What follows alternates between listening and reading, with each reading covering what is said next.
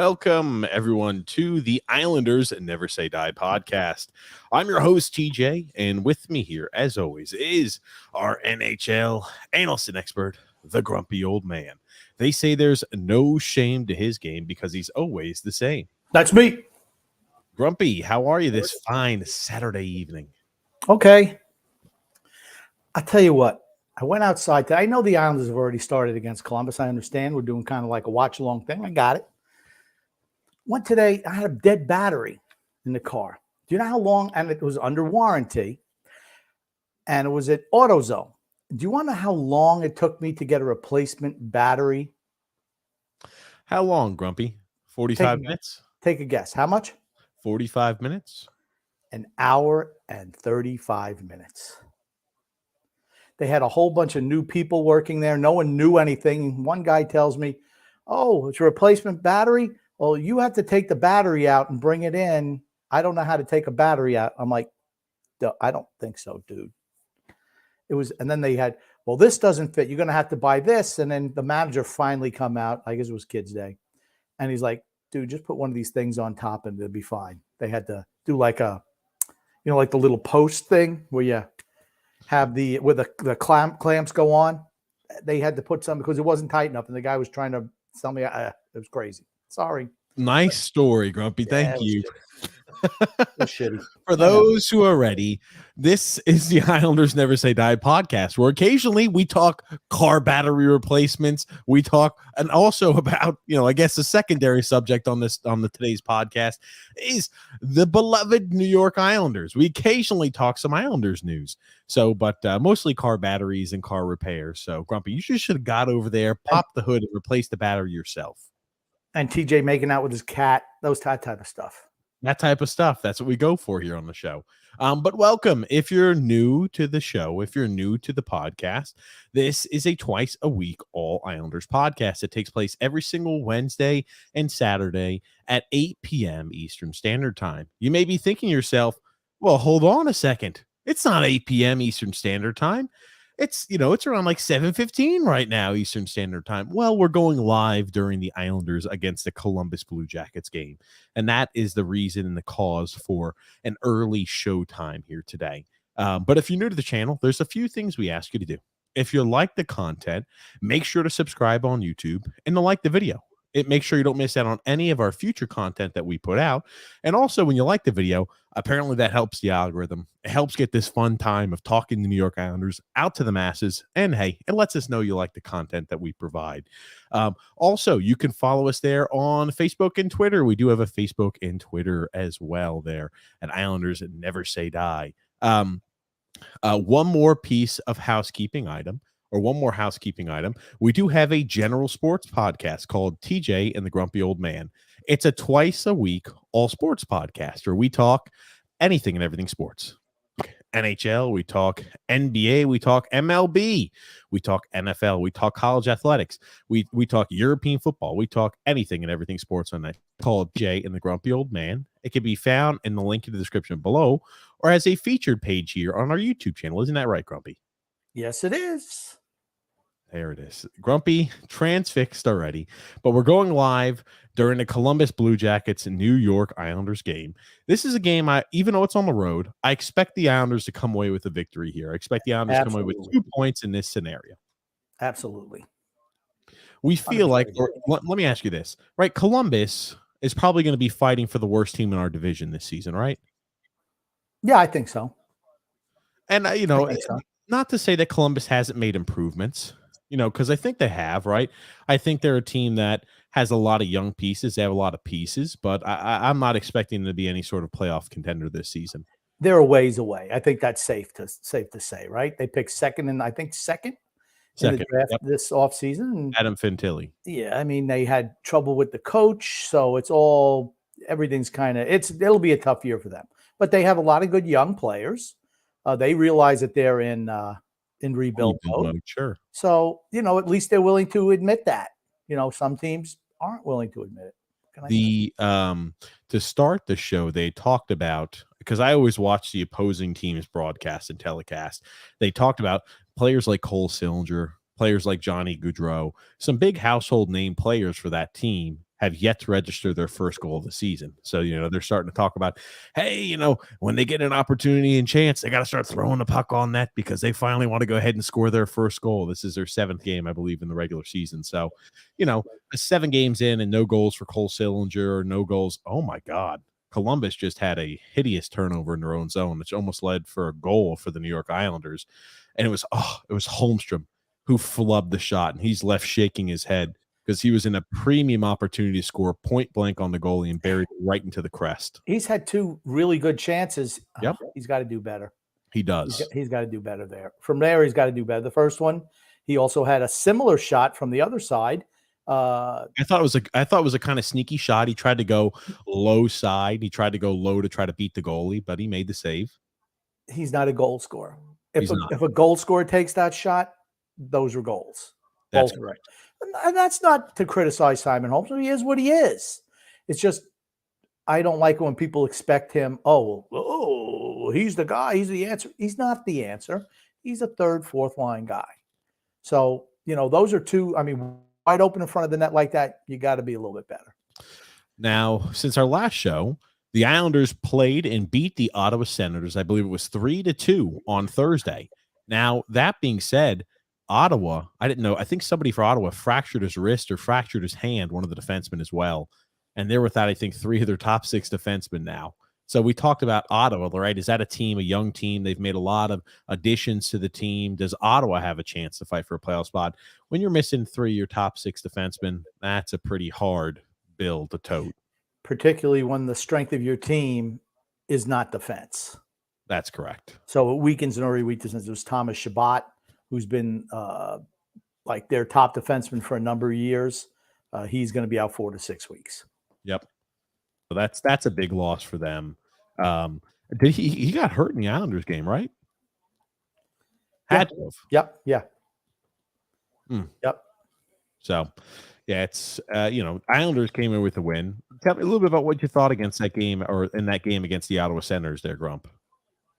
Ilya Sorokin earned his 2 points. Him and Noah Dobson. That's it. That's all you need to know. Ilya Sorokin and Noah Dobson. Again. Noah Dobson has been looking great. He continues to be providing on the offensive side of the puck. And, he's doing a good job at his own end as well. So he's the Islanders leading scorer. Yep. And this was, by the way, what was released here, Grumpy Old Man, for the Ottawa Senators. When we talk about the defensemen who are out, you see Thomas Chabot with a fractured hand on the block shot, and then Brandstrom and Zub are both out as well. So Branston got hurt on the hit by Cal Clutterbuck. Yes. Which I didn't feel was an intent to injure hit or a dirty hit. It was late, but I didn't think it was dirty. It was just, kind of what happened. He kind of fell right on the back of his head. It was right between the I'm finishing my check and I'm hitting a guy a little well after the puck's gone. So it was right on the fine line. It's not like a suspension worthy hit. I don't think. I think maybe you could argue that it was a little bit of a late hit. But he was just trying to follow through, and he took a few extra strides, and he finished a hit, and the guy just happened to get upended. His feet or his skates left the ground, and he went on his head and neck area. So always great caution. Yeah, it happens. It's a physical sport. Stuff like that happens. So you don't wish on anybody, but Columbus is a team that's been struggling this year. I think they're 3-4, something along that. That's struggling. I think it's 3-4. What is our record? 3-2-1. Okay, 3 wins, 3 losses. Okay. So I'm like, I don't know. Like if Columbus wins tonight and we lose, I mean, you would say we're struggling? Yeah, I think if you're they're middle of the pack. Yeah. Less than middle of the pack. They're 3-2-2. Yeah, they're not very good. Columbus is not a very good team. I mean, so if they won in overtime, we'd have the same record as them. Anyway, well, I wouldn't necessarily jump to say that they're struggling just quite yet. I think for what happened, right? Because Babcock, right? You talk about everything that happened in the offseason there, Grump. I feel like there was a lot more of a chance for things to go poorly at the beginning of this season. And I think they've been doing a pretty decent job there with the circumstances. Okay. Nice to see Varlamov in net today. You knew if he was going to get a game, along with this little section here, was going to be against Columbus. Certainly the worst team we're going to be playing in a while. And you'll see Sorokin back in net, I believe, against Detroit. But this is a game the Islanders have to win. If you want to make playoffs, you have to take care of business against the lesser teams in the league. We've proven we can't beat the good teams, but you have to be able to beat the poor teams. Did you remind X that we're going live today early? I did not. Okay, I just shot him a text. Okay, he'll be jumping on here hopefully in a second. But this is a game. This is a game you want all 2 points from. I don't think there's any way, you can't sugarcoat a loss in a situation like this. I'm not saying, hey, this is a must-win game. There's no such thing as a must-win game less than 10 games in the regular season. But if you want to make the postseason, you have to take care of the teams like this who are going to be at the bottom of the division, at the bottom of the conference. You have to come away with points. You have to come away with wins against these type of teams. And your lines a little bit different today. I think Holmstrom and Wallstrom on the same line with Pajot, I believe. Well, that's how they started out the last 2 games, Grumpy. But midway through both games, they went ahead and moved Wallstrom to the 4th line, Grump, and they moved Cal Clutterbuck to replace Wallstrom. Okay. I mean, to me, I think the Islanders carrying the play today, without a doubt. And you see Anders Lee out there again with the first line. Oh, Matt Barzal he seems like he's got extra jump today. Sure. Without a doubt. Like I said, now there's a bad turnover. Nice save by Varley. Back-to-back 2 big saves. That's a bad turnover. Who was out there? It was the Pelech and Dobson pairing. I don't know who made that pass, though. Who turned that puck over? I don't know who it was. I don't know, but what was the point you were making there, Grumpy, before you kind of got sidetracked? Matt Barzal's looked really, really good so far tonight. And hopefully Varlamov can play like he did. I think if Varlamov plays like he did against Buffalo, the Islanders win this game today. He hasn't won a game since February of last year. Yep. Well, February of this year, actually. He hasn't won a game since the trade deadline. So, this is one he'll probably definitely want to get a win. It seems like Columbus is most dangerous against us in transition. We're just in a spot to where we were caught out of position there. Kulak caught pinching a little bit, and it leads to a 2-on-1 break where it was Romanov who was caught pinching up. It was Romanov was one who slid to try to stop the pass. No, so incorrect. Pulak was the guy back. Romanov was the guy who was out of position as usual. Okay, we'll agree to disagree because anyway, the Islanders are going to be going on the power play. Johnny Gaudreau gets his stick in between the skates of Ryan Pulak, and we're going to be going on the power play. Islanders power play, Grumpy. What have you thought of it so far this season? Not been great. It's not been great, right? That's fair. I think that's fair. Sure. I think we've scored better at a better clip than we were last year, Grump. So, that's good. Are you asking, are we a great power play? No, I think realistically, the best thing we can be on this power play unit is good. So if we're good, I'm happy with the power play. Okay. Columbus team we should beat. I'm asking you about the power play. I don't think it's been good. I already answered your question. It's not been good. Okay. What? It's at commercial break right now, Grumpy. No, dude, I'm looking. That pass that when the Pelech and Dobson pair was out there was your boy Horvat who made the bad pass. Does that shock you? Well, I didn't know who it was. I wanted to know who it was. Okay. And you are correct. Romanov was. I know I'm correct because I can do 2 things. Well, that's okay. I've got it. I know I'm correct. Thank you. I like to just make sure. That's all. Are you really trying to fact check my ass? Yes, absolutely. I'm watching it over here. I can do 2 things at once. You're watching off your phone. You're watching the game off your phone. Yeah. Well, you're watching off your phone. How you can watch hockey off your phone is just, come on. Anyway, we're at commercial. So anyway, power play you think has struggled this year. It's been better than it was last year. And again, I'm not expecting there to be a night and day difference on the power play. We've scored more on it. We've had more success on the power play. That's what's important there about it. And also the penalty kill. And hopefully we don't have to see that too many times this year or too many times tonight. We've been struggling on the penalty kill mightily so far this season. So yeah, it's early. It's early, though. It's early, but the penalty kill has been something that's been a strong suit of ours over the last few years because we have such great goaltending, right? So it's just a Absolutely. little odd to see us struggling so far so much on a penalty kill. Right now, we have 15% on the power play currently. That leads us 19th in the NHL. Yeah, Okay. 15% is not. We were 18% last year, right? Something like that. Well, so early, the numbers are so few, or the percentages are usually really low. But yes, right now we're at 15%. We're 19th in the NHL. Okay. I And, mean, we've had pretty good movement, I'd say, on this power play. We've gotten a few shots over here. I think Dobson's done a good job on number one, the power play and on the point. And something he's been doing a really fantastic job of this season is he's doing a great job skating in to a chance in a slot and an opportunity to take a slap shot. But instead of taking the shot on target, he's making these slap passes, which allow for redirections or one-time opportunities for the man down low. I think that's something he's been doing extremely well this season. That's something that I think has led to great opportunities for the they're Islanders. trying some things a little bit different where they're having Horvat in the high slot area. And now this power plays look pretty good. Of course, Columbus not that good, but I think this power plays look good. There's been good movement on the puck. They've had different variations. I like what they've done on this particular power play. But Okay. 15% on the season is not going to cut it, right? That's fair to say. You were talking before you kind of derailed what you were talking about. You're talking about how they're playing a little bit of a different role. Horvat's in a little bit of a different role this year in the power play. Please expand on that, Grumpy, because I He's think in a that's high slot. They had him in. They're moving things around a little bit, which I think they've been kind of stagnant. You're seeing a whole lot of passing. Nice. I mean, nice job. Actually, I like today's power play. Nice play by Palmieri there. Didn't score, but the puck movement has been very good on this particular power play. to further expound upon your point, because I do think it's something they're doing. They're getting the puck to Barzal.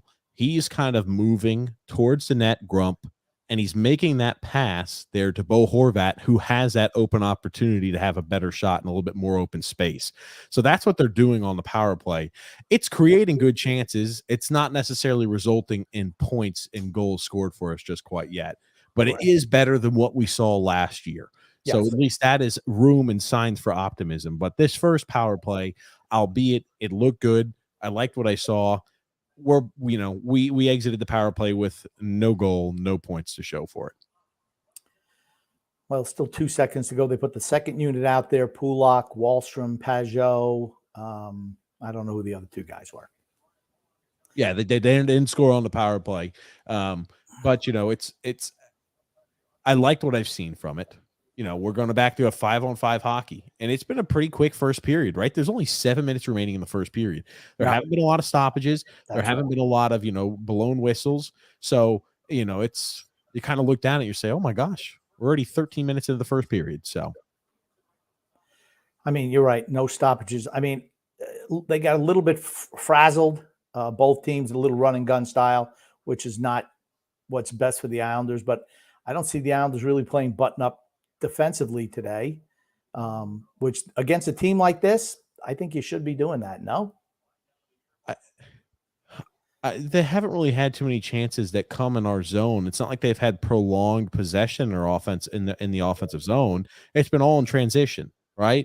And that's the thing that the Islanders are always going to be very susceptible to. They're not good skaters compared to the teams that have a lot of team speed.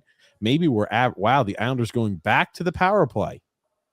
Columbus is getting and these are honestly, these are bad penalties. It's a dumb penalty. He just took a Paul Bunyan slash and broke Oliver Wahlstrom's stick. Yeah, That's a really stupid penalty. Well, their penalties in the offensive zone that's just dumb. Sorry, it's dumb. Can't be doing stupid shit like that. Well, can't be doing dumb stuff like that. Just yikes. I mean, just a slash like that. I don't know. And Gaudreau's was terrible too, both in the offensive zone. You can't take penalties like that. I'm sorry. I'd say one thing: if you're the Islanders, you want to come away with a goal on this power play. You're just going through a spot where you've had 2 power plays, 4 minutes of power play in less than 5.5 minutes. You want to come away with a goal, right? I mean, because in essence, it's like a double minor when you think about how long it actually, what was the difference between when the first penalty expired and the second one started? 30 seconds, maybe, not even. Absolutely. And that's my whole point. You want to come away with, Yeah, they talk about it. Yep, Andrew Ghost just made a tweet about it. Both penalties in the offensive zone, just silly, stupid mistakes. It's dumb.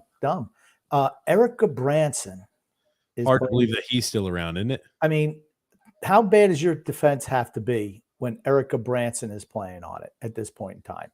That's, it's like, come on. That'd be bad. Yeah. I mean, he's not the most fleet of foot. He's going to be out there. He's going to throw some rough stuff. You see it there with Palmieri a little bit. First power play unit back out there. You got Nelson taking the face off, which he lost. It happens. It happens. Yeah. Anyway, you want to come in with a goal on this power play. Bottom line, I'll be a little disappointed if we don't. Yeah. The team's been out there. You got to exert a lot of energy and effort when you're on the penalty kill, especially 2 penalty kills in such short a time period. The second power play unit has not looked as good as that first power play unit. That's for certain. Well, second power play unit was only out for 10 seconds of the first power play. Now, I mean, that was a wide open chance in front of the net. Yep. I mean, it's like, come on, fellas, wake up. I mean, I feel we've outplayed Columbus in this game. Sure. For the vast majority of the game, they've had a couple of chances where we make a little mistake or a turnover in our zone. That's the one thing you don't want to do, that dumb stuff. It keeps these poor teams in games. Because they're going to go through time periods where things just click for them, right? And, they're going to go through time periods where it looks like nothing's going well. Or they get a lucky break where it's a lot of times that's how the Islanders play against good teams. They're just hemmed in and all of a sudden, bang, they'll get some goal off some crazy pass or, somebody making a mistake in defensive zone. And I don't like to see that when it's the Islanders against a weaker team. It's like you can't make those dumb mistakes. It's 2 bad passes right in front of the goal. You can't do that. Got to be smarter. Okay, just to give a little update for those, power play is over. Islanders did not generate, I'd say, even half as many chances as they had on the first power play. As great as that first power play was, the second power play was awful. Yes. The second power play opportunity was not a good one for the New York Islanders. So disappointing to say the least. We've got the fourth line back out there on the ice. And, somebody I think who's been playing, he's been doing his job out there despite getting criticism from the fans like we saw against Noah Dobson, right? All the unjust criticism. Cal Clutterbuck's done a decent job out there for what they're asking him to do. Yeah. When Cal Clutterbuck is healthy, he still performs. He does what his role is. He's a fourth line guy. To be a nuisance, to be an energy guy, to throw pucks on net. That's simple. And he's doing that. Yeah. I mean, like I said, I think he's been good so far this year, Cal Clutterbuck. Overall. I think the team, right? If you hyper fixate on certain sections and certain play, you're going to see that all the time. You're going to see defensive mistake or a mistake here, an issue there. But every single player has those, right? That's why it's like when you praise somebody too much, right? They have their warts. But when you're hammering a guy, every other player on this team is making same or similar mistakes. There's nobody perfect out there on the ice. True. That's for certain. And let's, I guess, start looking at some comments here, Grumpy. Scott L. Grumpy. Why sign Gauthier if all he's going to do is sit? Enough with the vet loyalty. Sit Clutterbuck and Martin, Clutter Martin. Seen enough of them to put speed into the lineup won't hurt them. Martin's the guy who needs to sit, honestly. He's not being utilized. And when you're on the power play, he's not on the ice. When you're on a penalty kill, he's not on the ice. He's a fourth line guy that maybe he plays a few penalty kill shifts, but like to be a guy who doesn't play a lot of specials that's on the fourth line, I don't know. That's not somebody I'd say is crucial to have on the team. Gauthier has the speed to kill penalties, right? Yeah. We know he could be out there on a more. Our penalty kills suck so far this season. It's about the healthy scratch, right? I mean, but they didn't pay much to get him. I mean, what, $1 million? Pretty much a vet minimum deal. Nothing spectacular. Oh, he was just picked up off the scrap heap. Yeah. Next comment. That's all you got to say on that, Grump? That's it. Next comment. Fuck. Scott Levy says, will Lambert sit Aho and let Bolduc take a spot permanently, or is Aho the new Brian Straight? Played in every game under Crappy, and he was terrible. think that they want to ease Bolduc into the lineup. I mean, he's playing right now, right? So you can't complain about it. I think he's looked better because he's bigger. He has more physical advantages than Aho, but they kind of know what Aho brings. The Islanders score. Yes. Kyle Palmieri puts one in the back of the net. Looks like it takes a bounce off the boards and it goes fortuitously, or maybe a bounce off the goalie and it bounces right to Kyle Palmieri, who's able to shovel that into the net. I think it was a terrible clearing attempt from Columbus. Columbus has looked awful. Yeah, absolutely terrible. Engvall, Jesus Christ. My God, it wasn't. Look at the shitty rebound control by the goalie. They look like bees. They look like bees. Well, it's not that. The fault's the goalie. If you watch it again, when they show it, Engvall throws a wraparound shot, not even looking at the net, just throws it on target at the goalie.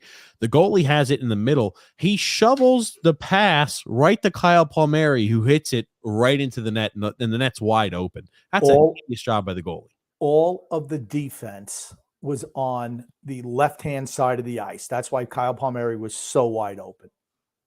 He was ridiculously wide open. Rebounds like that. My God, it was a freaking wrister from almost a point. It doesn't matter. The fact that all the defense, the whole team was on the left-hand side of the ice is why Palmieri's wide open for that shot.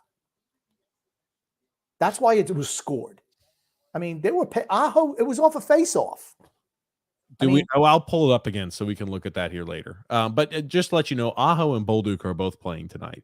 Yeah. Scott Mayfield's still not playing. Right. But like when Mayfield comes back as to what the Islanders are going to do, right? We'll find out. I assume Bolduc's the guy who sits. James F. Grumpy. I don't expect to win because they don't have a good record in Columbus. I expect them to win today. Columbus sucks. They're bad. They're terrible. Record's not bad, but they're not good. Let's go Islanders, says Frank. Grumpy, next comment here for you, buddy. No, Grump. Sorokin, Dobson, and Horvat, who also had 2 points and many good shots. I'm saying overall on the year. I'm not talking about one game. And then, like I said, Columbus is good for maybe a rush, and then the Islanders dominate again. Like I said, this should be an easy win. I like the hustle from Oliver Wahlstrom today. I really do. He's okay. I'm gonna let you know something though. Every single game as of recent, he's being thrown out there. Oh my God! Did you see the wraparound attempt? Yeah, it's one to where Pellick gets kind of transfixed on him. He does a good job blocking out. Varley gets a good job of covering the ice, and he's able to stop that attempt and opportunity there. But they would have to score in transition. They have been thoroughly dominated today. Absolutely. And I expect that to remain the same. I don't expect us to have any issues with them. No way. This is a game that we should easily win. Easily. All right, Gump. Let's read and comments here, friend. So we can Let's go Islanders. Oh, okay. I'm just popping these up. I thought X. My little brownie says, what happened to the defensive side of the Islanders game? Lambert knows the trot system. So here's the goal that Palmieri scored here to provide that visual there for us. Here you go, Grumpy. We'll come watch this here too. Here, right? You do have everybody crammed on one side of the ice. That's the problem. Hold on. Look at where this shot's from. Hold on. Look at where this shot's from. It's on the ice, a wrister.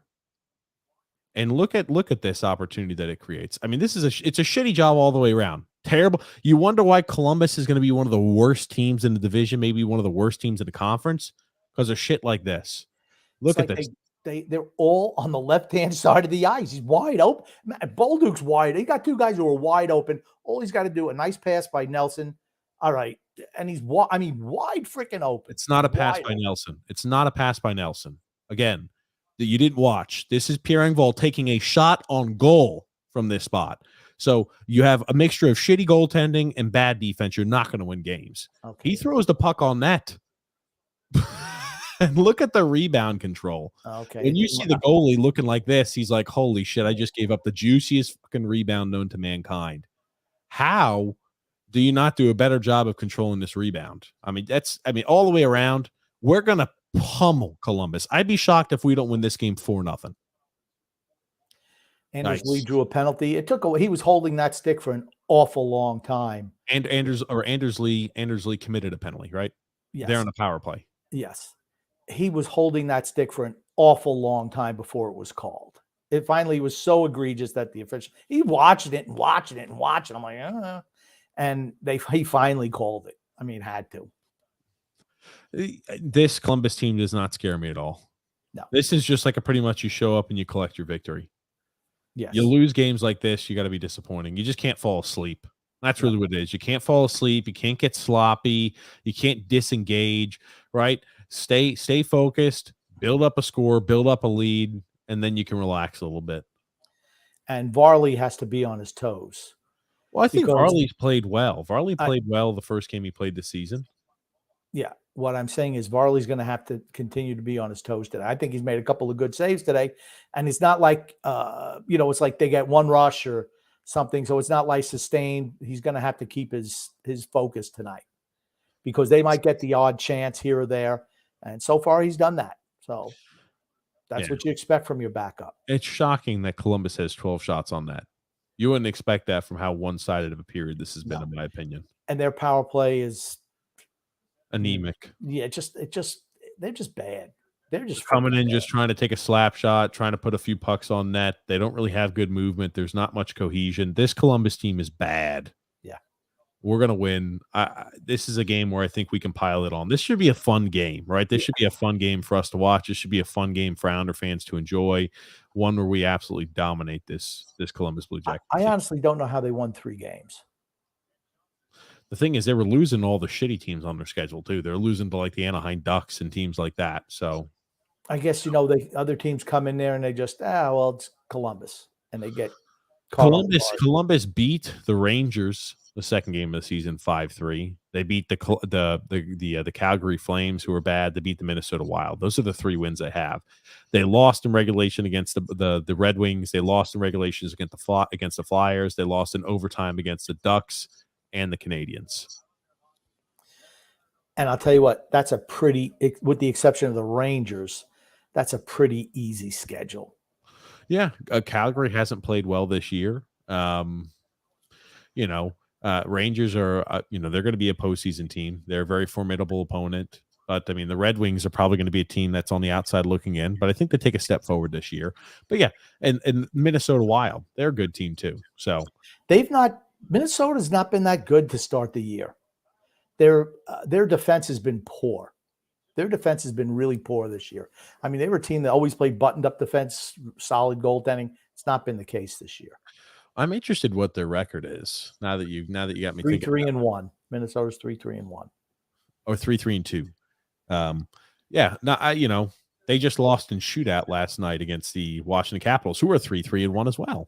Okay. So the whole thing is they've given up 34 goals in 8 games. Wow. That's not Minnesota hockey. It's not. No, it's not.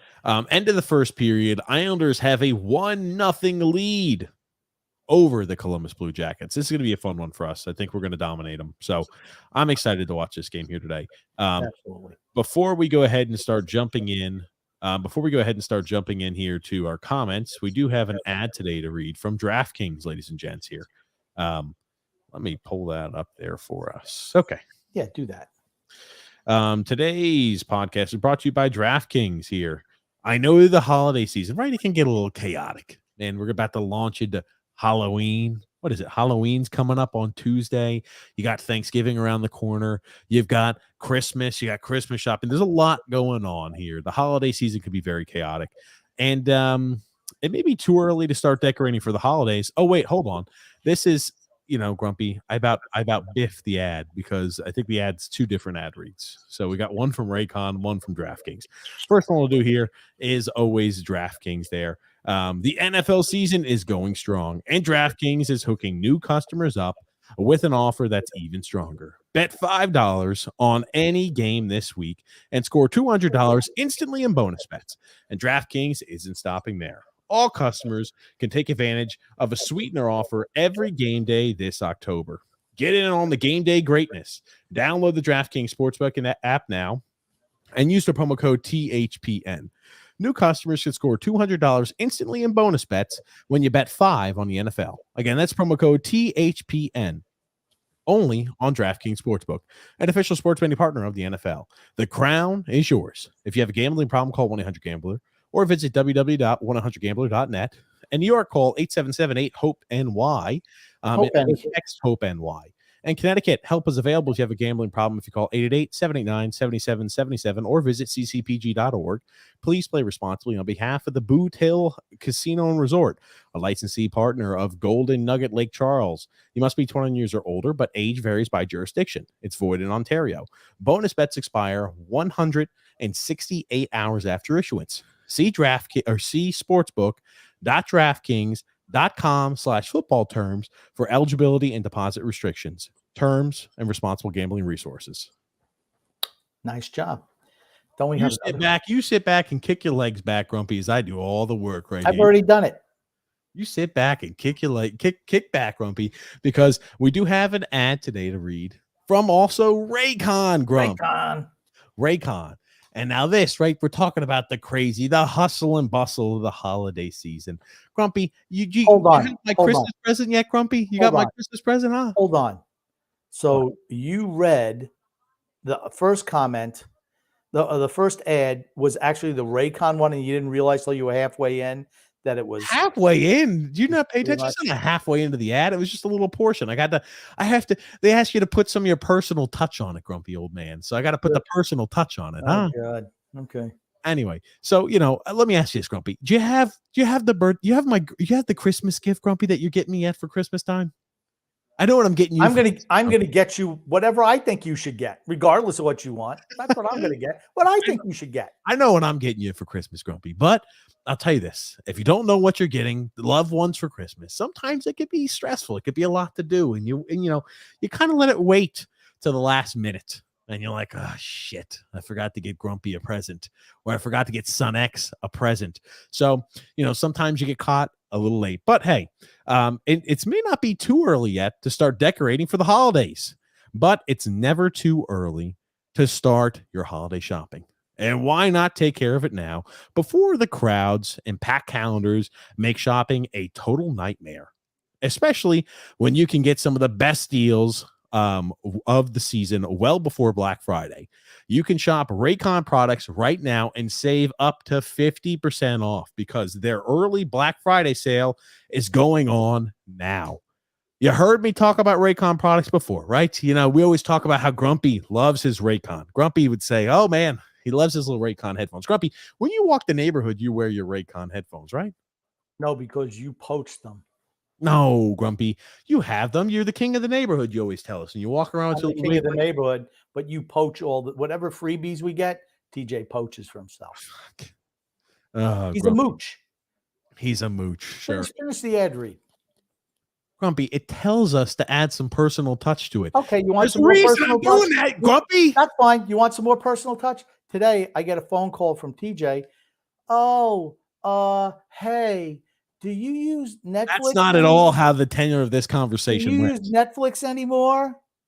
I'm like, do you still use Netflix? I'm like, yeah, we have Netflix. I said, you use your Netflix account. I said, that's fine. I said, do I just need to get my own, or can I go ahead and pay to be added as one? Does it keep it cheaper if I get added as one? Yeah. Oh, have the warden take. We can add us to the family plan.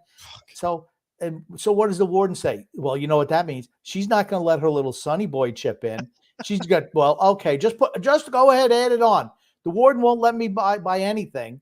But oh, sure, Sonny boy wants something, just give it to him. Sure, get the family plan. This warden character is pretty good. I like this warden character, Grumpy old man. Sure. Yeah. So I called up today. We got added to this parasite. That's what I am. Sure, Grumpy old man.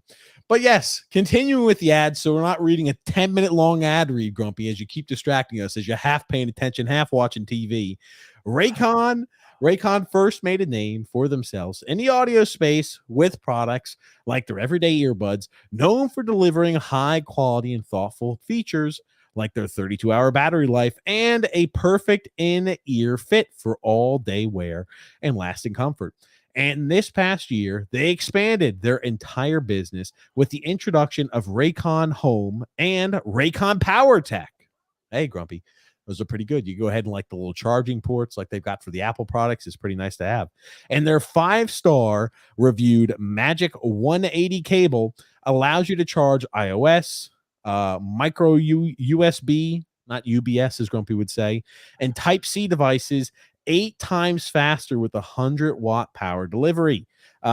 Their faucet or their facet filter and ultra filters, the water, what the their faucet filter ultra filters the water and your tap against chlorine and heavy metals. It's a must have. Hold on, what? They have filters that you put on there like on your water now, Raycon does. This can't be right. I don't know. I'll skip over that. Hold on. Does Raycon sound like a company that would start putting like faucets and doing like cleaning, like purifying water? That's How the hell odd. do I know? I don't know. I'm gonna have to look. I haven't gotten their latest corporate report, so I have no idea what they do. Raycon is known for delivering high quality and thoughtful features at half the price of other premium tech brands. It's no wonder that their products have racked up tens of thousands of 5-star reviews. To get everybody into the holiday shopping spirit a bit early, Raycon is currently offering 20% off everything on their site with select products up to 50% off. So beat the crowds and save now. Trust me, you don't want to miss out on the Raycon early Black Friday sale. Hurry now to buyraycon.com/THPN and get 20% or get to 20 to 50% off site wide. That's buyraycon.com/THPN to score up to 50% off on Raycon products. Buyraycon.com/THPN. Wow, Raycom got their money worth with that ad read. What the? Hold on. I guess I gotta message them. There's no way in hell Raycon, an audio company, is doing some sort of like faucet to where they're purifying water. Maybe they're multifaceted. That doesn't make sense. Anyway, Grump, first period, we dominate. We looked like what we should against them. That's what I'd like to see. Yeah, is anyone who retires with the Islanders get a gig with TV crew? You see Corey Snyder out there today with Shannon. I mean, shouldn't the Devils give him a shot? That's where he played, a vast majority of his career.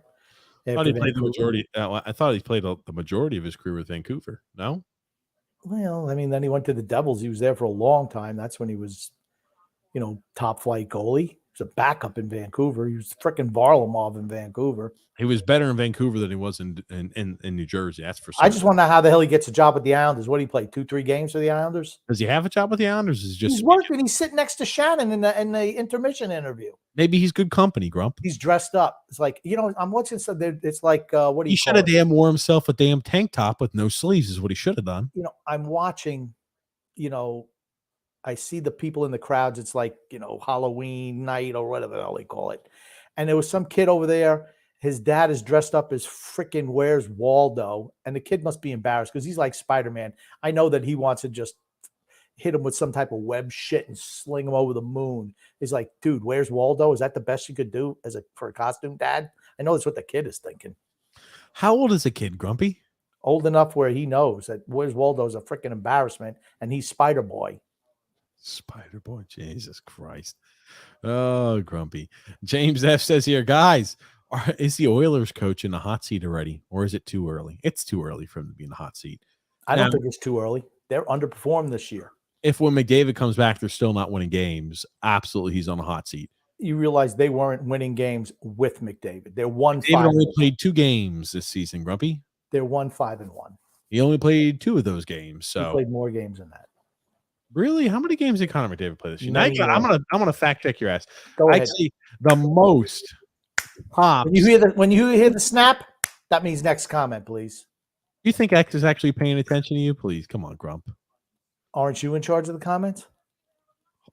Aren't you the one who played 5 games? McDavid played 5 games. I told you. I know he played more than 2. He's only played 2 games since then. Since the injury. Oh, so he's already off the injury. No. He's only played 2 games. The Oilers have only played 2 games since he's been injured. They're 1-5-1. Hard to understand today. Here we go. Rob G says Simon Holmstrom looks pretty good so far.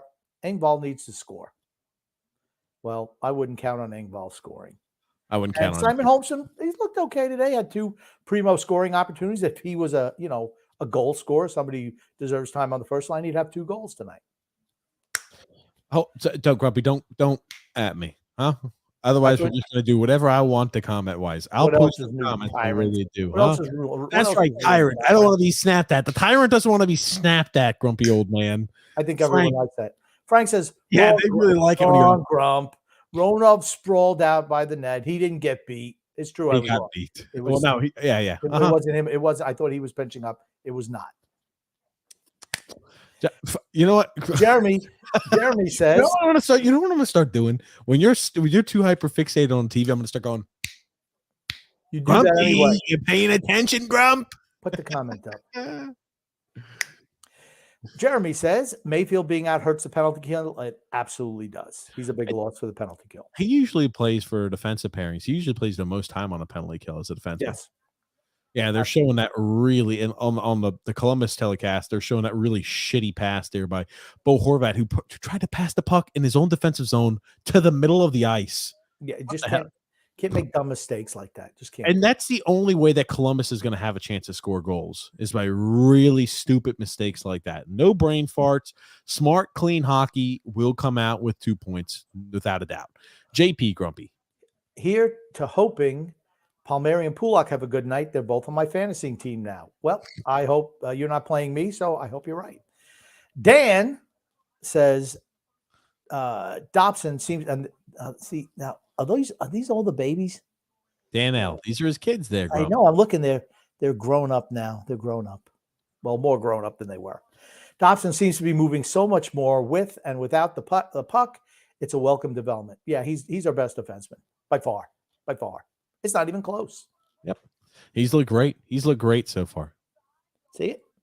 What the You know what? Charlotte's going to go ahead. She threw one of the damn cords, so almost had a shitty audio day. So I was luckily able to get some more cords. I had to teach her a little lesson through biting through cords there, Grumpy.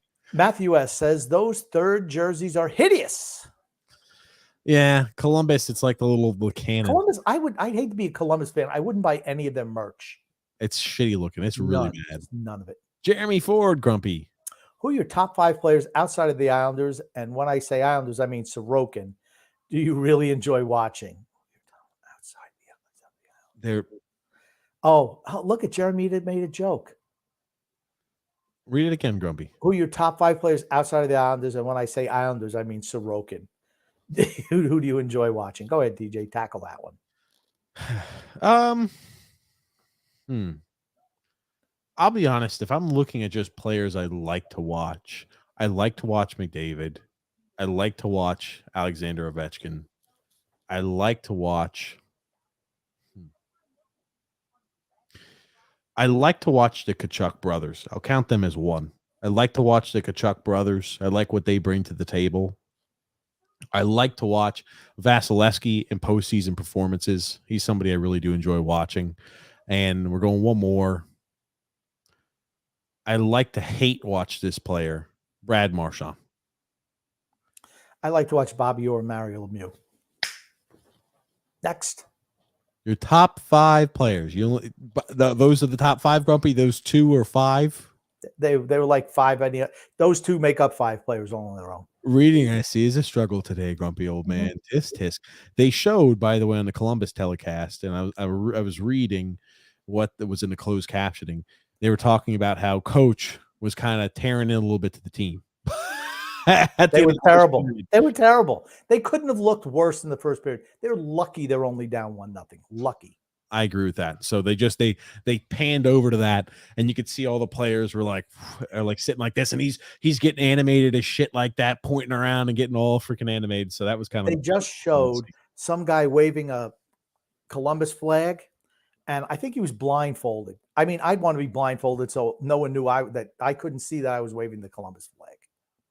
He was blindfolded because he was doing such a poor job, or because he was waving the Columbus flag? He was waving the Columbus flag, and I think he was blindfolded. He was probably wearing a costume, but maybe he was blindfolded because he didn't. He didn't want to be associated with the colors. My God, Grump. Yeah. Just okay. Oh gosh, guys. I think James says, guys, I think they need to trade Pajot at the trade deadline. He did nothing anymore. He does nothing anymore. Um, he's going to be hard to move unless he picks his play up. The thing with Jean-Gabriel Pageau is we're never going to trade him. Outside of the 4 centers we have on this roster, we have no center depth. They're not going to move Barzal to a second-line center or a third-line center and Brock Nelson to move around. The centers are who they are. We cannot afford to move a center. It's just as simple as that. So I don't think Jean-Gabriel Pageau he's not the same Jean-Gabriel Pageau of years past. He's not. I like the energy that I've seen from him. It's better than last year, but we're only like 7 games in now. So, we've talked about this before. When you try to play a 200-foot game, it's really tough to do that over a long stretch. They have a stat up in the shots allowed to see in the Islanders. The first 2 games, 42. The last 4, 166. Yeah, remember? Oh, man, we did such a good job of closing out and shutting down Arizona. We look dominant against them. They're just the shots on goal.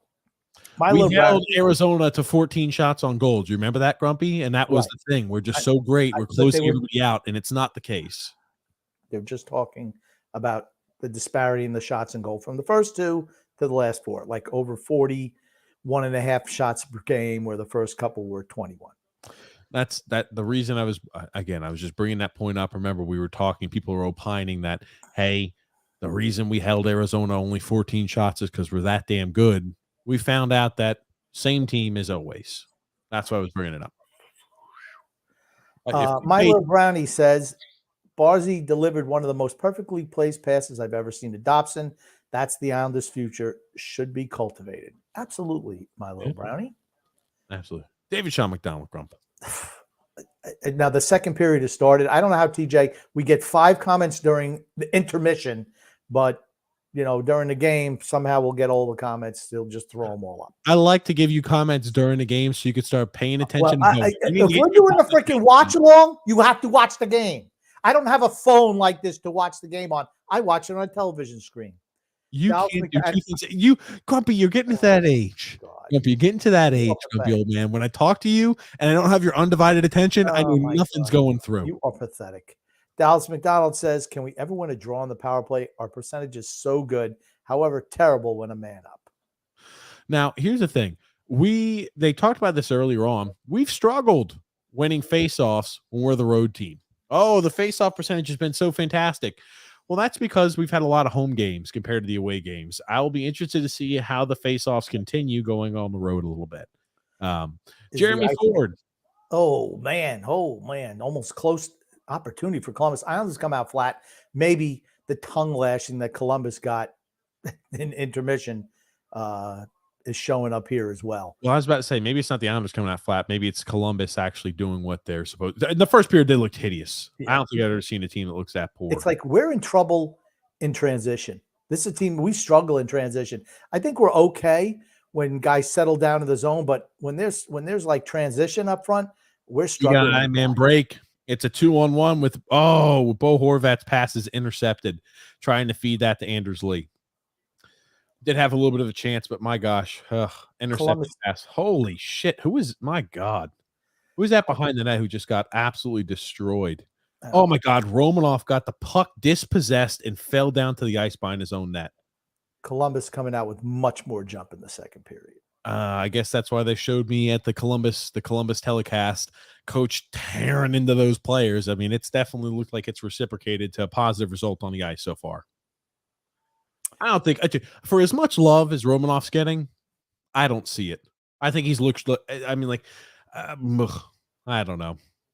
He's not good. He's positionally unsound. That's it. Yeah. He's a structural anomaly. You go, Dan L. Grumpy. Clutter and Martin have been fine. It's just the fact that we are wasting cap space on them and preventing young guys from getting in the lineup. No reason to have them still on the team. Well, it's their last year, probably their last year. Maybe we can give them an extension. I will tell you this much. With 2 years left of Brock Nelson, I definitely see them extending Brock Nelson, as weird as that sounds, if Lou Lamoriello's still here. That would be a mistake. You don't extend 33-year-old players for a team that's not very good. Just don't do it. Frank, grumpy old man.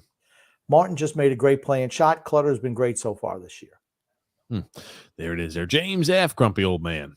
Guys, is this a Texas Rangers year for a championship? I hope so. That was a great game last night. Yep. Extra innings.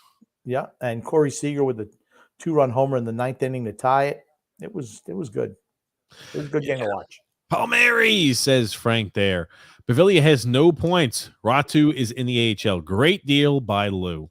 How do you know what Ratu's going to be? You also gave up a first-round pick that we're just ignoring. And Bavilla, And those guys all combined don't make half the money that Horvat does. I'm just going to ask you this too. Who's got a better record? Vancouver's off to a pretty decent start, right? Okay. They played that miserable Edmonton team twice. Edmonton's a disaster defensively, just a disaster. I'm thinking Vancouver is one of the best records in the NHL right now. Okay. Do we think it's going to stay that way? They're 5-2. Okay. So are the Rangers. What the hell does that mean? Oh, guess what? The Rangers. Okay. The Canucks have beaten the Blues, the Predators, who are bad, the Panthers. They lost there to the Lightning 4-3. They lost to the Flyers. They beat the Oilers twice, and that's their record there. They've got the Rangers actually tonight, Grumpy Old Man. There you go. That's a game I'm sure you're going to watch. Yeah, they're my two favorite teams, Grumpy. Maybe if they could fit the Detroit Red Wings on the ice at the same time, I'd have all three of my favorite teams I'd be watching. And Columbus sucks. Oh, Jesus. Honestly, it's a hard game to watch. Who couldn't clear the puck? Romanoff didn't clear the puck out of the zone again. God, my. Oh, got to clear the puck out of our own zone. Thank God it didn't hurt us. But yeah, Columbus has looked better this period. They look sloppy as a whole, though. But you can tell there's more energy and there's more effort on the ice right now for Columbus than there was the first period. How much did they charge to get into a Columbus Blue Jackets game? I could tell you that. Give me a second. My God, we just walked in. Great save by Vol. Just walked in. I mean, who? Oh, it's the fourth line. What the hell you expect? The fourth line there. We've got penalty. Oh, Jesus. Dobson took a cross check. Oh, Jesus Christ. Ugh. Now, here's the thing. I will say this. People complain about the lack of physicality. On a few of the other teams' telecasts, they've been mentioning how Dobson has been cross-checking forwards down low. So, right. Yeah. As a 2-on-1 chance. And it's Pellick's guy that has the opportunity to redirect that on that. So that wasn't even really much of a cross check, to be honest. But first penalty kill coming up for the Islanders. Grumpy Old Man, got to kill this there. Here you go, Rogue Gamer. Columbus uniforms are crappy. They're horrible. The whole everything is terrible about Columbus. Terrible. Oh gosh. They should just give their shit away. Free food, free tickets. We suck. Now, when you're asking about the price, are you asking on the resale market, or what does it cost to buy directly from the source? I mean, I don't even care. What's the resale? The cheapest tickets for tonight's game were at $4. I mean, they're terrible. And honestly, that's overpriced. Oh, good gracious. That's a Saturday game, by the way. I'm going to look here. On Halloween night, so you come dressed up. Oh my God! It looked like it was pretty good attendance too. $4. I mean, Jesus! I'm looking here.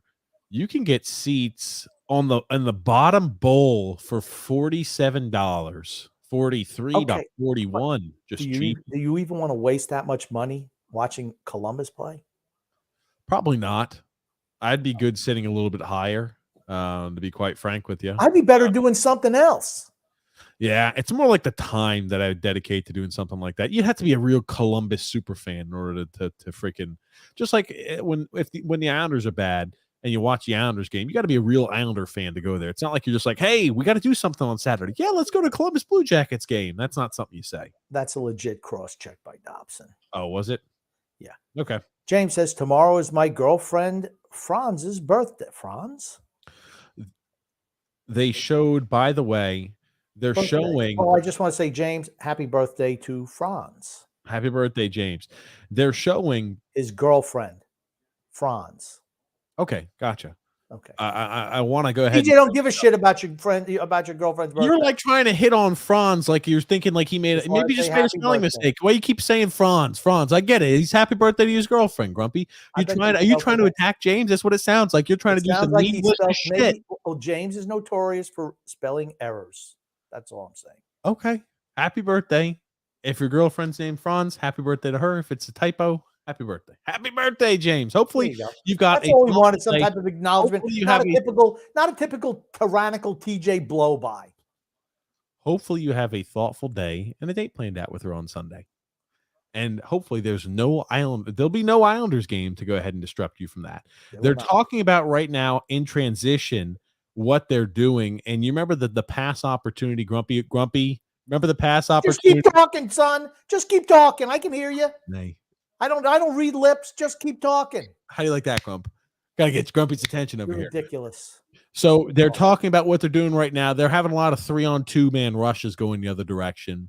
And a lot of times it's going out wide. You got the puck out from the wide angle, like from a left wing. They're passing it there to the center, and it goes and gets redirected right on ice. They did the same thing. They did it first there to the Dobson and Pelech pairing.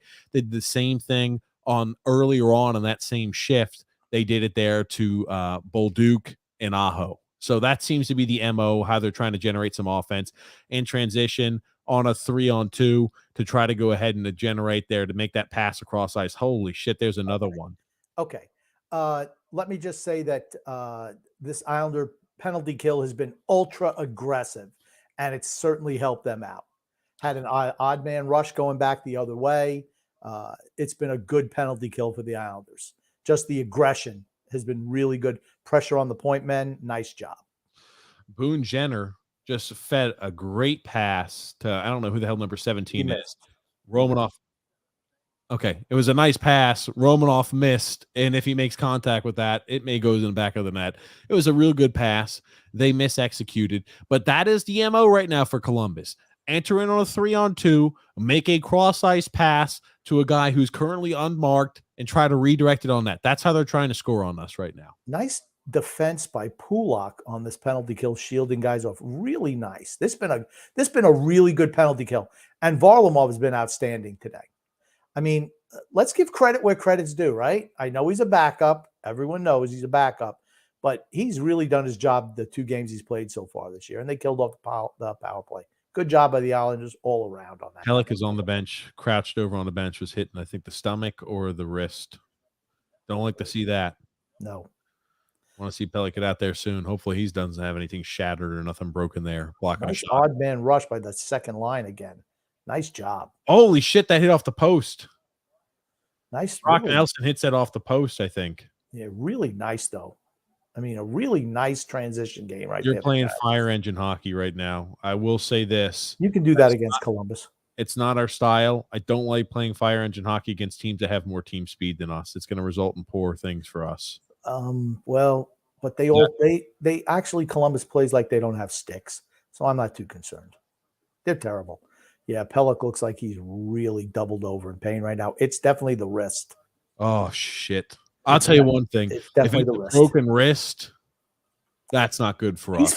He's flexing the hand. So, okay. I mean, I don't see anything right now. I'm watching another telecast. He just went over there, doubled down in pain, holding something. Yeah. Hopefully he'll be back out there and fine. What a films, Grumpy. Is that a Pixar shirt, TJ? They should have never sold out to Disney. Never, ever. Hey. Why do you think they sold out to Disney? Money. Well, we know money, but they didn't have any more original stories left. They had 10 story ideas when they formed the company, and I think they're out of stories. When was the last good Pixar movie? Honestly, that wasn't a remake. I don't know, Grump. And even some of the remakes are pretty bad. Oh, hit off the crossbar. I think that Brock Nelson redirection off the post. I'm sorry, he just missed potting that in. Oh, the last one of the last few games there in October. Mark A. Grumpy. Why did Johnny Hockey go to Columbus? I don't know. It fools me. Now Pelech is on the bench still with his helmet off. Still standing up with his back to the ice. It looked like he just showed us the replay. Hits this part of his hand right here. Yeah. So I don't know. Hopefully that's the space between the glove and the glove and the padding. Hopefully he just got a little bit of a yeah. I think he'll be okay. We need him to be okay. So I hope he's okay. That's for certain. Just means more minutes for Noah Dobson. Just put him out there all the time. You know what it means? a shitty partner for Noah Dobson. That's what that means, grumpy old man. Maybe they'll pair Romanov. Could you imagine if Pellick's out? Nice job by Palmieri back checking there, leads to another potential opportunity for the Islanders. Could you imagine if Pellick's out, Grumpy? What the defensive pairings would look like? No, I don't. Fuck. Okay. Mark A, grumpy old man says. Nice back check by Pierre Engvall. Nice job.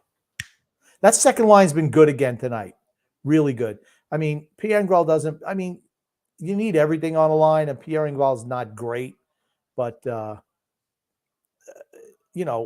coming back and playing defense, that's what third liners do. And Palmieri's been good too.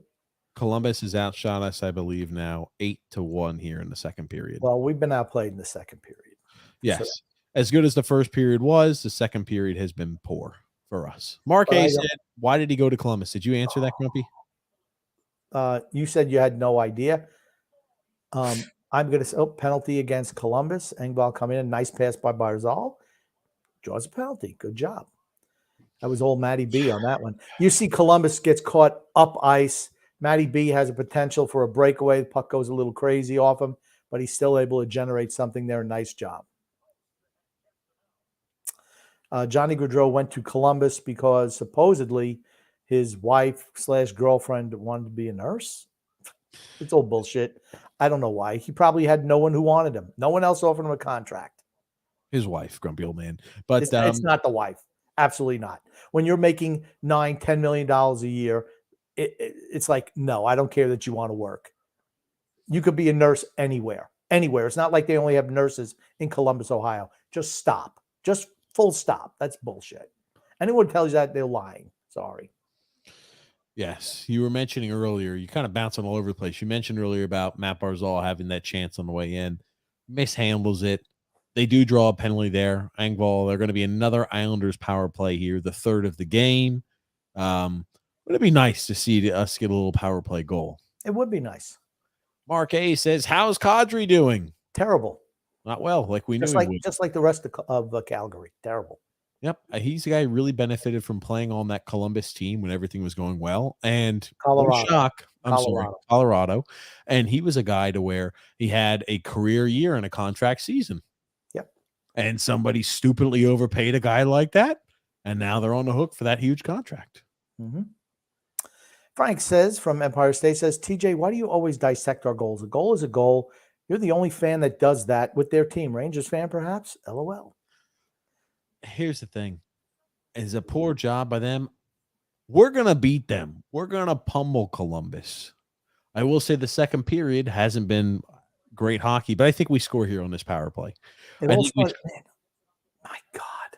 I'm just sorry. I'm just watching that. Nobody cares. Nobody cares. You're a Ranger fan. Just say it.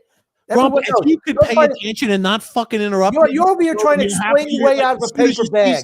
You can't do it. As soon as you see something on TV, it comes right out your mouth. You can't do it. God. You can't do it. I'm done with you trying to explain your Ranger love. Just trying to explain it away. Jesus Christ.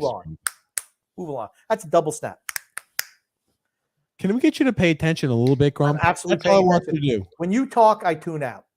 I know. It's really tough to do a podcast when somebody who does that. It really is tough to do that. Please. Dedicate my time when you do that. It's really just go. Jesus Christ. So you go, Dan L. Grump. It was so strange the way it played out. He wanted Philly, but they were in cap hell. New Jersey wasn't interested, and for some reason the Islanders were not interested. Still a head scratcher. Lamarillo said they bid him up. That's a joke and a lie. I do not think there was anyone left with cap space and was interested. The flat cap destroyed his options. Well, he had an option for like 11.25 at Calgary, and he turned it down. So. It was just an odd scenario. I had more years and more term, and he turned that down. I just don't get why he did what he did. It's an odd one. Maybe he thinks that the future for Columbus could be bright as he's, finishing up his career. I don't know, though. He definitely hasn't performed like he's been paid to perform, though. I think that's safe to assume. Most guys who get the free agency don't do that, though. Yes. Milo Brownie. Milo Brownie says, are the Jackets rebuilding around Patrick Laine? He's hurt right now. I get the feeling he's out there at the first opportunity. I don't know. I don't know if how long is he under contract? I don't know. Patrick Laine. They signed him to a pretty short-term deal, if I remember right. Okay, well, he's injured now. Pellick is, and here's some good news. Pellick back on the ice. So whatever it was, not too severe, maybe a little bruise. That's all you can hope, right? He's got 3 years remaining on his contract. Okay. He's not going anywhere. JP Grump. Tomorrow is the Heritage Classic for what that's worth. The Toilet Bowl turns out to be Calgary and Edmonton. Have you just about had enough of the outside games? I have. They're not special anymore. No. It's different when you have one a year, but now where it's like, hey, we just need to sell merch, so we're doing like 20 or 30 of them a year. I'm like, I don't give a shit. Yes. It's just like every year you have one game. Who cares? I don't. Road Gamer Grump. I agree with Grumpy. Why have Corey Snyder pregame? We could have anyone else.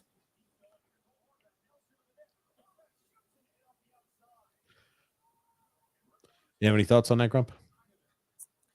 I agree. I already spoke what I thought about that earlier. Just because he played for the Islanders and their organization for a couple of years, he gets a job? I don't know. Where's Bailey? I'd love to see Bailey do that job. I would love to see Josh Bailey as a color commentator. He's on there for one evening. One evening.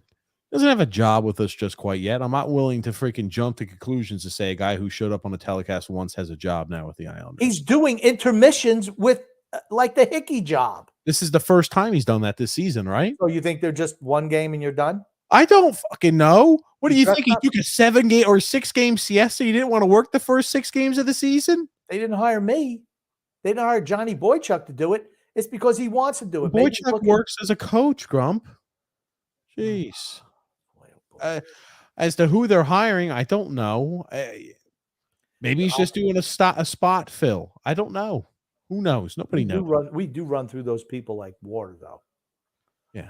JP says, holy cow, I miss Don Cherry. Love Kelly Rudy, a great former Islander, but this intermission talk is a bit weak. Joe Thornton retired, says James F. Yeah. And what a mistake canceling Don Cherry, says what a film. Absolutely. They wanted him gone, and those people got rid of him. They canceled him out. Frank says, I love when Grumpy snaps at TJ. Well, I don't. Because you're a tyrant.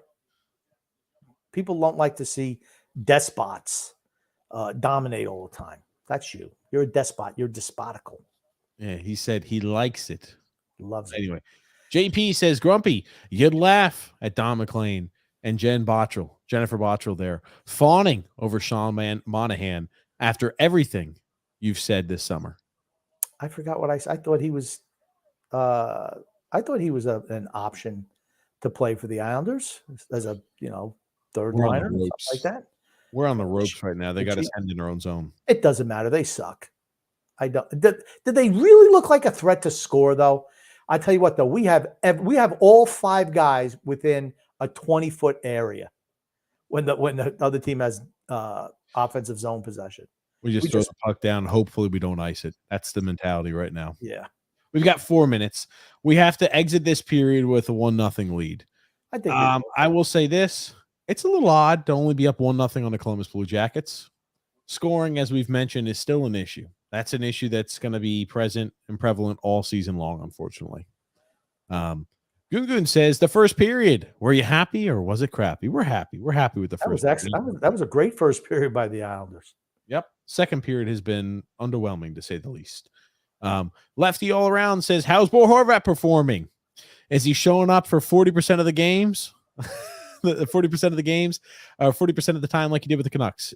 Maybe about 55, but it's pretty close. He's been odd man break going the other direction. Good job hustling back by Pellick to break it up. He was out of gas. 17 was out of gas. Absolutely out of gas. As soon as Pellick caught him, he just skated right to the bench. He was out of gas. Yep.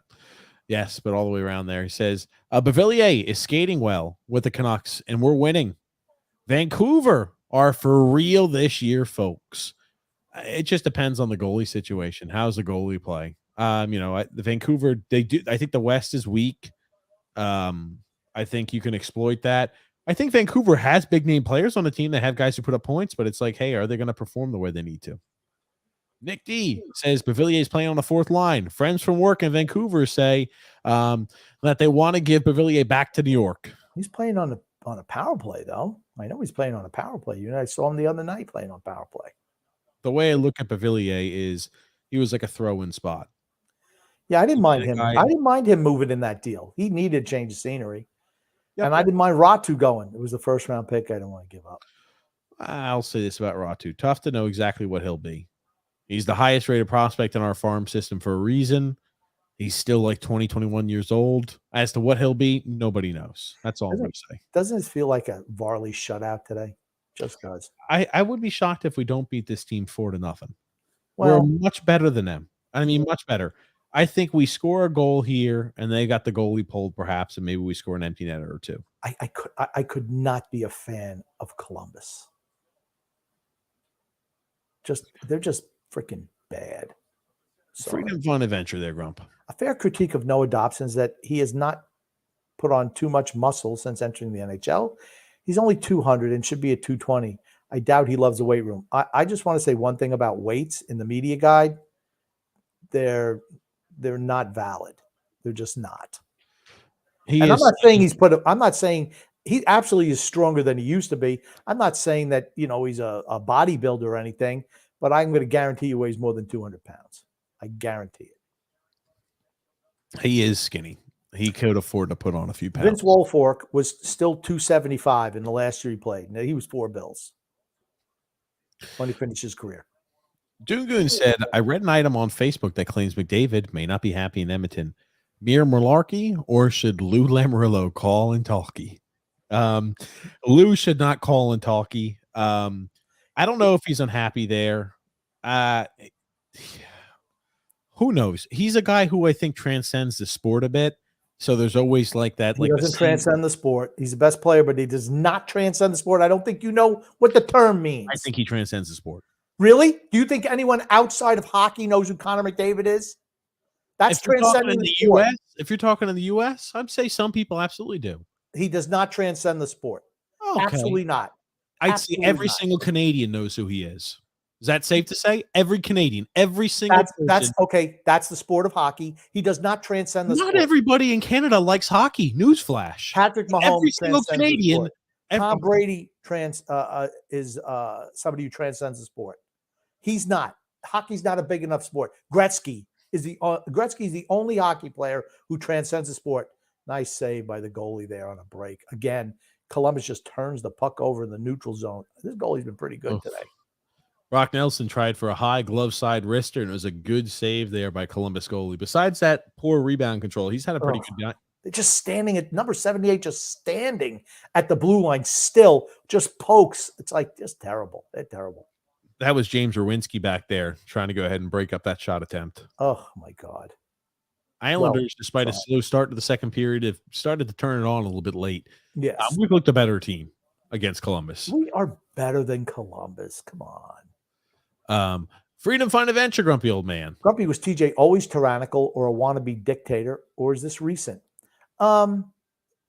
He's always been tyrannical, even when he was young.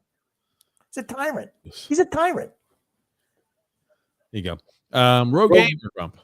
They make every game free for standing room or upper deck when you pay $40 for parking, $10 for beer, $15 food items, every sport.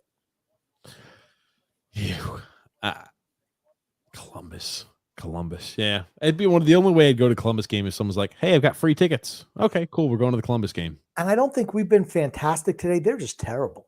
It's like they can't complete 2 passes in a row without turning it over. They've looked better to start the second period after they got torn into by their head coach. But it's not enough. Were they a threat to score? They're not a good team. This is one of the worst teams in the NHL. One of the worst teams in our division. Absolutely. I'd say they're going to be looking at a top 5 selection this year again. Yeah. I don't see that changing. I don't even know who the Fantilli. I mean, I wanted to see Fantilli, but no one stands out. So how good could he be? I think he's hurt. That's why he's not standing out. Oh, there you go. Maybe so. Let me pull that up. I'll pull it up there to check for you, Grump. Yeah. I mean, because I was interested in seeing him play. Severson plays for that team from Jersey. You know what he's thinking? Man, I made a mistake. Oh, was he traded or did he leave via free agency? Maybe he's not hurt. Okay. He's got 2 goals and 2 assists on the season. He is averaging about 16 minutes and 30 seconds of ice time there a night. He is going to be number 11. So that's who Adam Fantilli is. But it's been very nondescript. All of these players are like that you're watching for Columbus. It's like, yikes, not Watching good. games like this makes you want to give up the sport. It's bad. Lefty all around says here, it was either we traded Horvat or JT Miller. I'm glad we kept JT Miller. A way better player than Horvat. Yep. JT Miller's pretty good. He's better than Bo Horvat, absolutely. He's good. And Brock Besser's filled whatever role Bo Horvat had in the past without issue, right? I like Brock Besser too. I wanted Besser to be in part of that deal. I like Brock Besser. I like Bo Horvat. I like JT Miller. Brock Besser so far on the season, 6 goals, 3 assists in 7 games. 9 points, plus 8. He had 4 goals in the first game. So, he had 4 goals a game. And he's had 4 points over the preceding 5 games. Not bad. Or 6 games. Not bad. That's all I'm going to say. Whatever. You have 9 points in 7 games. I'm not complaining. Some scores around the league to give you a few updates. Florida is up 3-2 over Seattle. We've got here Boston. Remember the Boston Bruins, 50-50 chance of making the postseason. They're up 2-0 on Detroit. You got the Winnipeg Jets up 3-2 on Montreal. You've got the Ottawa Senators bouncing back against the Pittsburgh Penguins, up 3-0 on the Penguins. You've got here Toronto up 2-1 on Nashville as well. And earlier on today, you had the Anaheim Ducks beat the Philadelphia Flyers 7. Yeah! Big score. Goon. Those Flyers. Is it clear the Islanders have the 2 best goalies in hockey, or should they be both shipped to Milwaukee? All right, that's a pretty bad pun, Goon. Hockey and Milwaukee they're not even close. They don't have the 2 best goalies in hockey. They got the best goalie in hockey, though, him or Vasilevsky. And the second guy is good for backup. He might be the best backup in hockey. Give him that. Absolutely. We got here. Row Gamer says, here's the way I'll say it. We have the best goaltending tandem in the league. I will say that. I don't think that. I think we've got the best. I think we maybe have the best starter in the world. I do not think we have the best tandem. Boston's got the best tandem in the league. Oh, yeah, that's right. I forgot about Boston. Boston's a better team, though. I mean, Varlamov's been really good so far this season. Look at how many goals Boston's given up again this year. They're blanking the Detroit Red Wings. Detroit's been on a tear, scoring a lot of goals early and often, and they're blanking the Detroit Red Wings early in the game. Should they break up Anaheim after Anaheim beat Boston the other night? The Bruins were up 3-1 with 1:53 to go, wound up losing that game in overtime. The Bruins are up 3-1 with a minute to go, and they gave up 2 goals with less than a minute? 1:53. They were up 3-1. And they wound up giving up 2 goals and then lost in overtime. Do you think they were having flashbacks of Florida in that game? I don't know how the hell they gave up that many goals. To Anaheim. That's their only loss. Their overtime loss. Still a loss. I'll tell you this. So they gave up the overtime goal. They gave up 4 goals to the Anaheim Ducks. They beat them earlier on as well on the road, 3-1. They've given up so far this season, grumpy old man. And they've given up 11 goals so far this season through what is 7.5 games. It's funny. It's hard to argue against them not having the best goalie tandem in the NHL. Yeah. Okay, they're good. Rogue Gamer says, and I'll answer this question also. Rogue Gamer says, who does TJ like the best? Red Wings, Rangers, or Islanders? Now, I'm going to dispel some myths here. This is the truth. Islanders first, without a doubt. Red Wings second. And then the Rangers. He does not like the Rangers. I don't care about the Rangers. I don't dislike them. I don't like them. Yeah, he doesn't. They're just a meh. They're just a blah. I don't really care for them much. I dislike the Penguins more than I dislike the Rangers. So, Rick Roma, grumpy old man. Fitzgerald said he thought Johnny Hockey was coming to New Jersey. Then he got a last-minute call from Columbus and went there. God, that makes no sense. Nobody knows why. Maybe he just hates New Jersey. Doesn't everybody? Islanders apparently never made an offer. So that would mean that Lamoriello was lying again, right to his teeth, right to his wooden teeth, by saying that they drove up the price on Johnny Gaudreau. He signed for $9 million a year. That's not driving up the price. He signed for $9 million. Which was 2.25 a year, less than Calgary offered him. He made a mistake. Not just leaving Calgary and that money, going to Columbus. That's a loss. That's a net loss. Rick Roma says Don Cherry got caught in Canada's wokeness. My buddy, Ron McLean, his buddy, Ron McLean, threw him under the bus. McLean is a coward. Absolutely. Absolutely. That's exactly what he did. There was nothing wrong with it. Nothing. And they tossed him. They wanted to get rid of him. Freedom Fund Adventure says, go ahead, TJ. You want to take this one? Who the hell is Arbor Xhaka? The Islanders should trade for Arbor Xhaka, defenseman from Montreal, a good overall defenseman. It would improve the third pairing, very physical and a true heavyweight. Listening to TJ and Butch trying to pronounce his name. Oh yeah, would be yeah. Okay, didn't you learn from trading for a previous Montreal defenseman? They all suck and they don't play positionally at all. I've never heard of this guy Arbor Xhaka, and it would be just like when we traded for Alexander Romanov. I'd go, what the fuck? We'd have to give up probably a first round pick. Our next, whoever's playing better, Maggio, DeFore, whatever prospect's playing the best, we need to trade them away as well. Yeah, maybe Dobson. Yeah, whatever. We got it now. We can't figure Dobson away, Grumpy. That's the future $10 million man. Road gamer, Grump. Will you guys be live for TJ's Red Wings on Monday? Sure, absolutely. We'll be live for the Red Wings. Who doesn't love going live during Red Wing games? I don't think we're not doing a live. No, absolutely not. Frank from Empire State says, love how SunX puts the Vancouver fans' messages knocking Horvat, but not mine pointing out 5 points in 6 games, baby. Well, that's not correct, Frank. He did put yours up. There it is, there. And then here we go. Horvat has 3 goals and 2 assists in 6 games. Back checks, great passes, good. Face-offs, etc. Doing great for us. He's not been great. He reminds me a lot of Anders Lee. He's getting a lot of just smash at the puck goals right now. I'm sorry. Okay, when we're talking about what I value more, I value a guy more like Brock Nelson, who can actually put the puck in on his own. He doesn't have to just stand there and say whack-a-mole at the puck. I'm sorry. I think very little of Bo Horvat. I think Brock Nelson's a much better center than him. I don't even think it's close. Not even close. Bo Horvat's a better player than Anders Lee. I'm not saying Anders Lee. I'm saying Brock Nelson. They're both centers. Brock Nelson's our better center. Okay. I didn't think it's close. Thomas Rudy. Lou would give away 3 or 4 first-round picks for McDavid. More than that. Edmonton's not trading him. Just if they had a gun to their head, forced to trade him, the Islanders would be giving up 7 first-round picks, Noah Dobson, and Matt Barzal in a trade like that. They would, just like every other trade Lou Lamoriello makes, they'd take him to the cleaners. Freedom, fun, and adventure, Grumpy. 100% correct that the media guides don't have accurate height and weight. Years ago, I shamed the Islanders into updating it. However, the training camp rosters do have accurate info, and that's where I got it. There it is. What a film said, Gretzky is the Michael Jordan of hockey. McDavid is a big name here in Canada, but the team sucks. It's got to be frustrating for him. True. And that's what I wonder. Is he more focused on putting up personal accolades, or is he more focused on Stanley Cups? I don't think he's winning a Stanley Cup for Edmonton. I think he'll put up great personal accolades if he stays with Edmonton, though. They're not trading him. They're not letting him go. What would his value be? Think about it.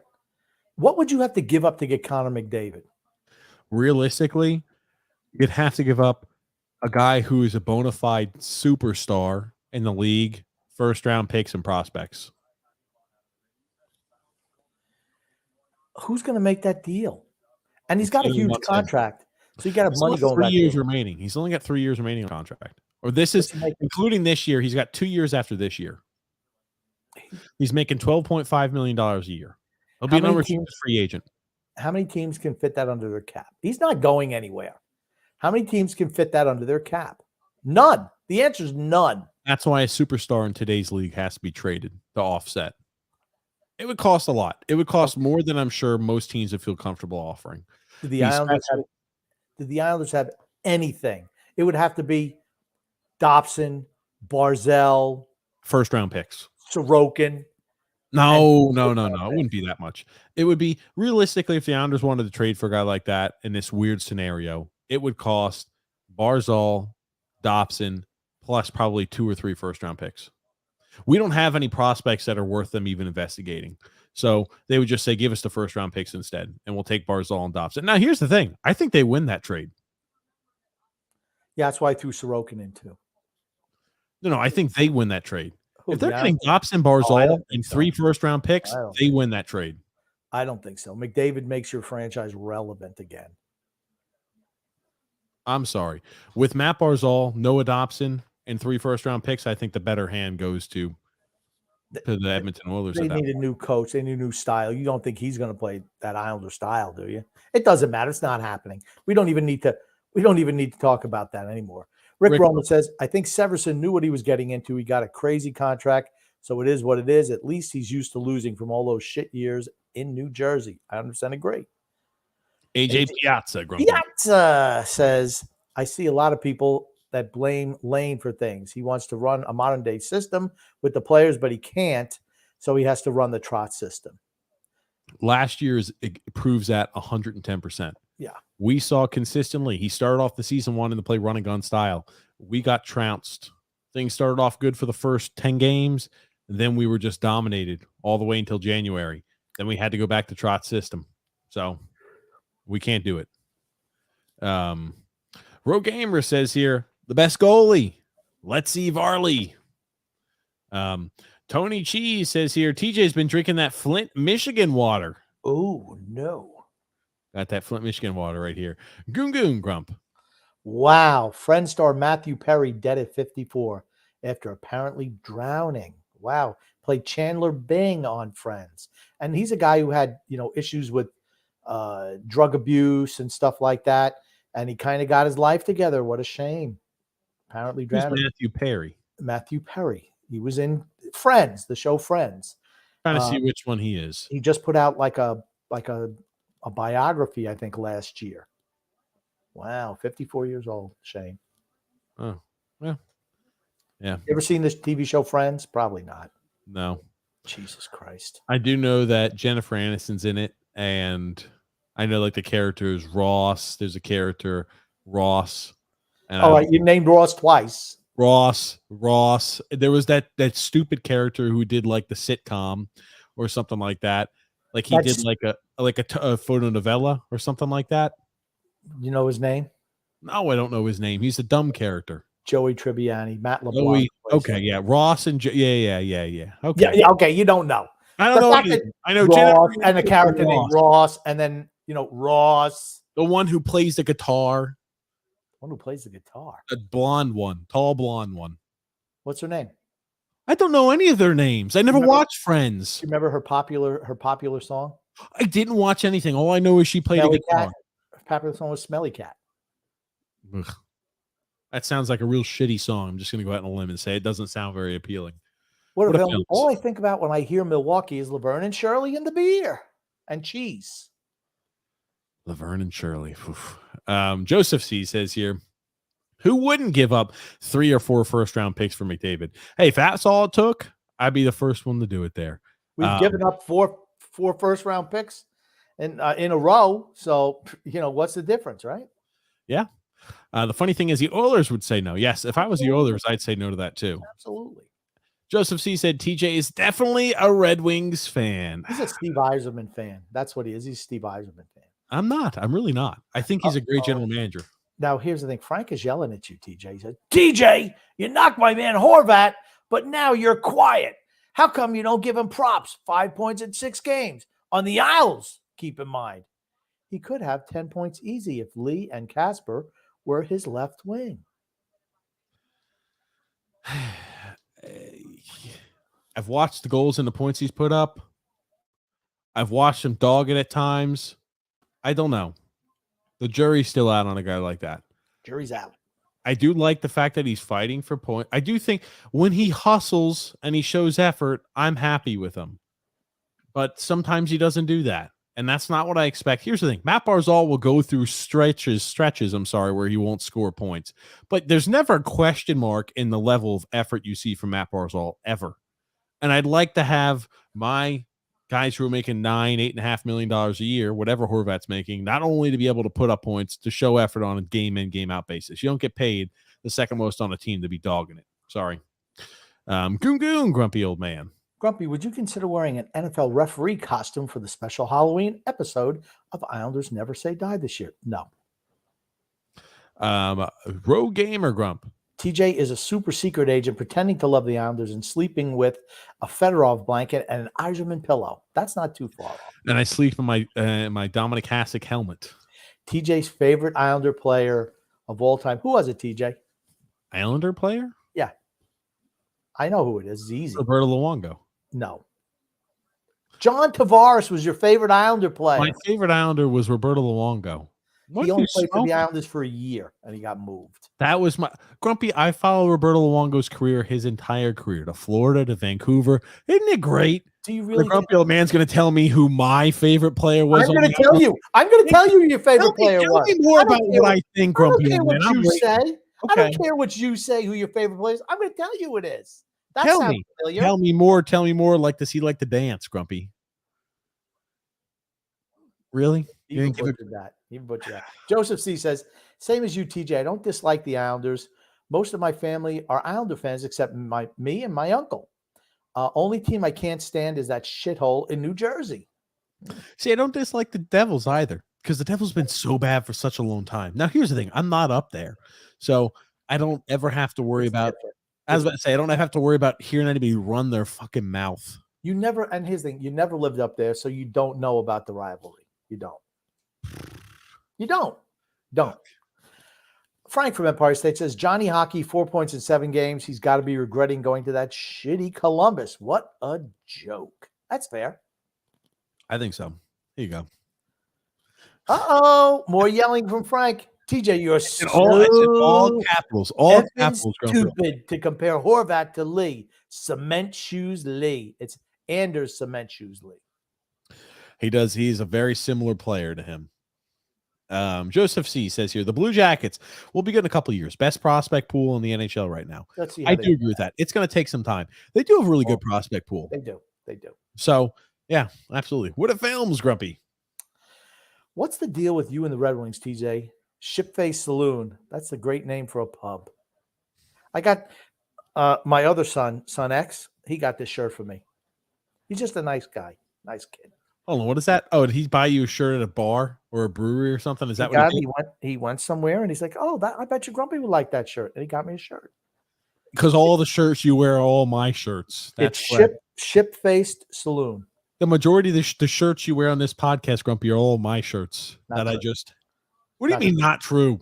I just told you not true. Oh, fuck. You wear my shirts all the time, Grumpy, please. REC, Grumpy. What's up, boys? What a gift that Barzell wanted to play left wing. We should be giving Fashing, maybe Wally, a shot at that spot. But instead, we got another guy to just go in front of the net. Yep. Talking about your pal Average. Yep. Average has played well so far this year. You're not going to see me knocking a guy when he's playing well. Playing better this year than he did the last 2-3 years. Funny what a demotion does to improve a player's attitude. And I wonder how long it's going to be before he starts dragging ass and he's going to get complaints again because he's like, well, I could start easing off because I'm back on the first line again. That's the guy. That's your captain. That's the same shit that happened with Josh Bailey, remember? Same shit. Joseph C. Grumpy. Edmonton always has the same problems. Defense and net and depth scoring. Goon, Grumpy. Corey Snyder doing between period banter. Why not Oleg Kavasha? Maybe he doesn't speak English. Not well enough. Joseph C says, you're wrong, Grumpy. McDavid will be a Ranger in 2035. 2035 when he's a shell of his current self. Well, that's possible. Rick Roma, Grump. Did you watch the Mick Vukota interview on Chicklets? He told some great Islander stories. Shocking news. He hates Milbury. Add him to the list. Oof. We might have to go ahead and try to pull that up there. Joseph C. Grumpy. The Oilers have the 2 best offensive players in hockey. Waste them perennially. Yeah, they don't maybe they do realize, but they just don't make changes. You have to give to get. You want to get yourself some top flight defenseman or a goaltender. That's what they really need, is a goaltender. You're going to have to give up one of those offensive players. I'm not saying Draisaitl or McDavid, but anybody else should be available. Anyone else. The thing I'll also mention here too, Oilers are in trouble. You had mentioned about shit. There was what was the prior comment, Grumpy, that had popped up there? I've already forgotten. I was trying to go ahead. The he died of a heart attack. Probably of a heart attack. He drowned in a jacuzzi. Oh, how the hell did you have a jacuzzi? Regarding the Millberry or regarding Mick Vukota, I believe somebody did send me the clip there from Spitting Chicklets there where he talked about like the stories of Dale Hunter in the playoffs. We'll go ahead and make sure we'll probably showcase that on Wednesday's show, just because today we're doing a live stream, but we do have that. And thanks there. The person who sent that for me, they know who they are. So thanks for sending that to us. We'll make sure we showcase that on a Wednesday show. Drew L. Grumpy. Jesus, TJ, how have you not seen Friends? I don't understand. I'm honestly baffled. Just not interested in it, I guess. Ugh. Are shopping malls a thing of the past? Yes. Not totally, but close. Goon, yes, they are a thing of the past. Just like when you ask, are movie theaters going to be a thing of the past? Yes. Okay, going to be, and presently they're not a thing of the past. Thing of the past. Thing of the past. Mark A. Grumpy. St. Bonaventure will be very good this year. We'll see, Mark. We'll see. I think Mark says that every year. Look at here. Frank. Ready for this? TJ is a poor man's Ross.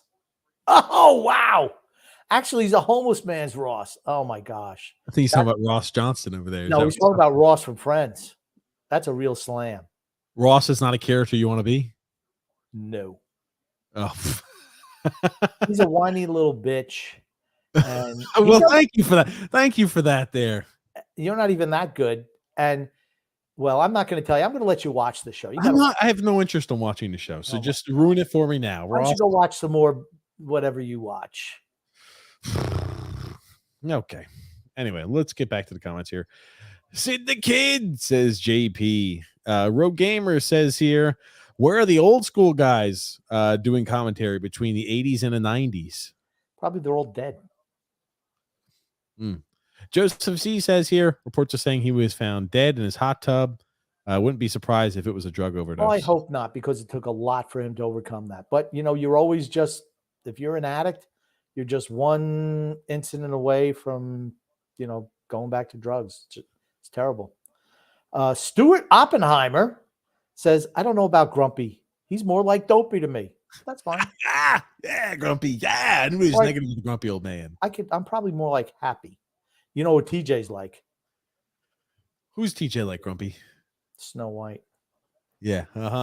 What a film. What a film says Friends transcends television, TJ. I don't know. I wouldn't know. Alexander says, I like the way the boys are playing tonight. Absolutely. They're really playing all right. Yeah, they're playing well. And it helps that we're playing Columbus. Absolutely. Columbus terrible. What's going to be sad is if we only beat them 1-0. We skated it with a barely victory. We barely put up any goals on them. We barely score. I want to see the third period. We come out and we dominate. We play a real big chance for Columbus there. Guy just hits the side of the net. Holy shit. Yeah. Oof. My gosh. Whew. Gotta hit the net. You got to hit the net from there. You're that close. Player. Absolutely. You're a professional player. You got to hit the net. Is there any reason why Columbus struggles like they always do? Yeah, they're not good. Drew, grumpy old man. If TJ wants to watch effort level every single game, he should watch the Knicks. He keeps trying to get me on the Knicks, grumpy old man. I think it's a long shot there. Tony Shee said, did you keep TJ locked in the basement for his life? Did his doctor wife continue this tradition for you, Grumpy? He literally has zero pop culture knowledge. I don't understand it. And, Son X is so different. It's a waste of time. It's a waste of time. Waste of time. Oh, my God. He's such a loser. Pop culture. Ugh. Alexander Grump. Can you imagine TJ at a dinner party? What do you want to talk about? I'm great at dinner party, Grump. No, you're great not. Time. Absolutely, I do. Great guest. Great dinner guest. How do you start up a conversation? I just am a natural conversator. Yeah, sure. Alexander says Bo has 0 points. So, yeah, I'm very happy with Horvat. It wasn't like it was Horvat straight up for Bo. That's all I'm saying. You think about this.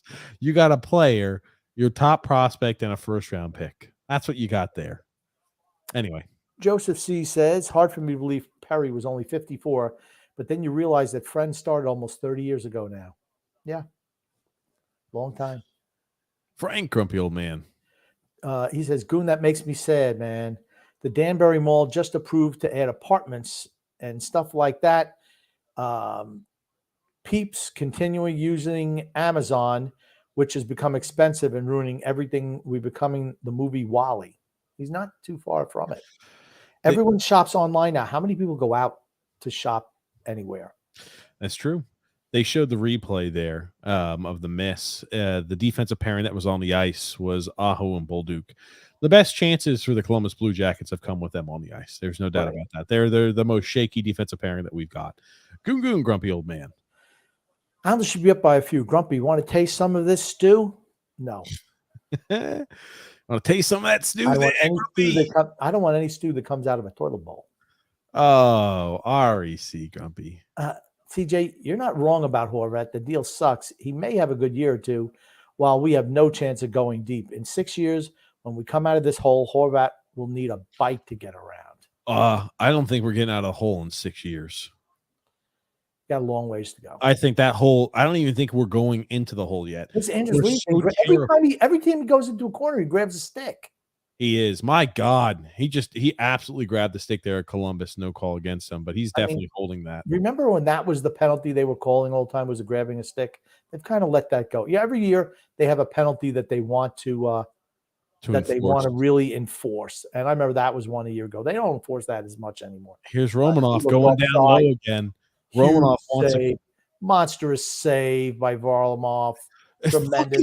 All again, the fucking Romanov wanting to play freaking Bobby Orr over there, going behind the net, trying to score himself a goal. Motherfucker, you're a defender. I've never seen a guy take so much. He's not that good. I'm sorry. I just don't get it. Shoot the puck on net. Go back to your position.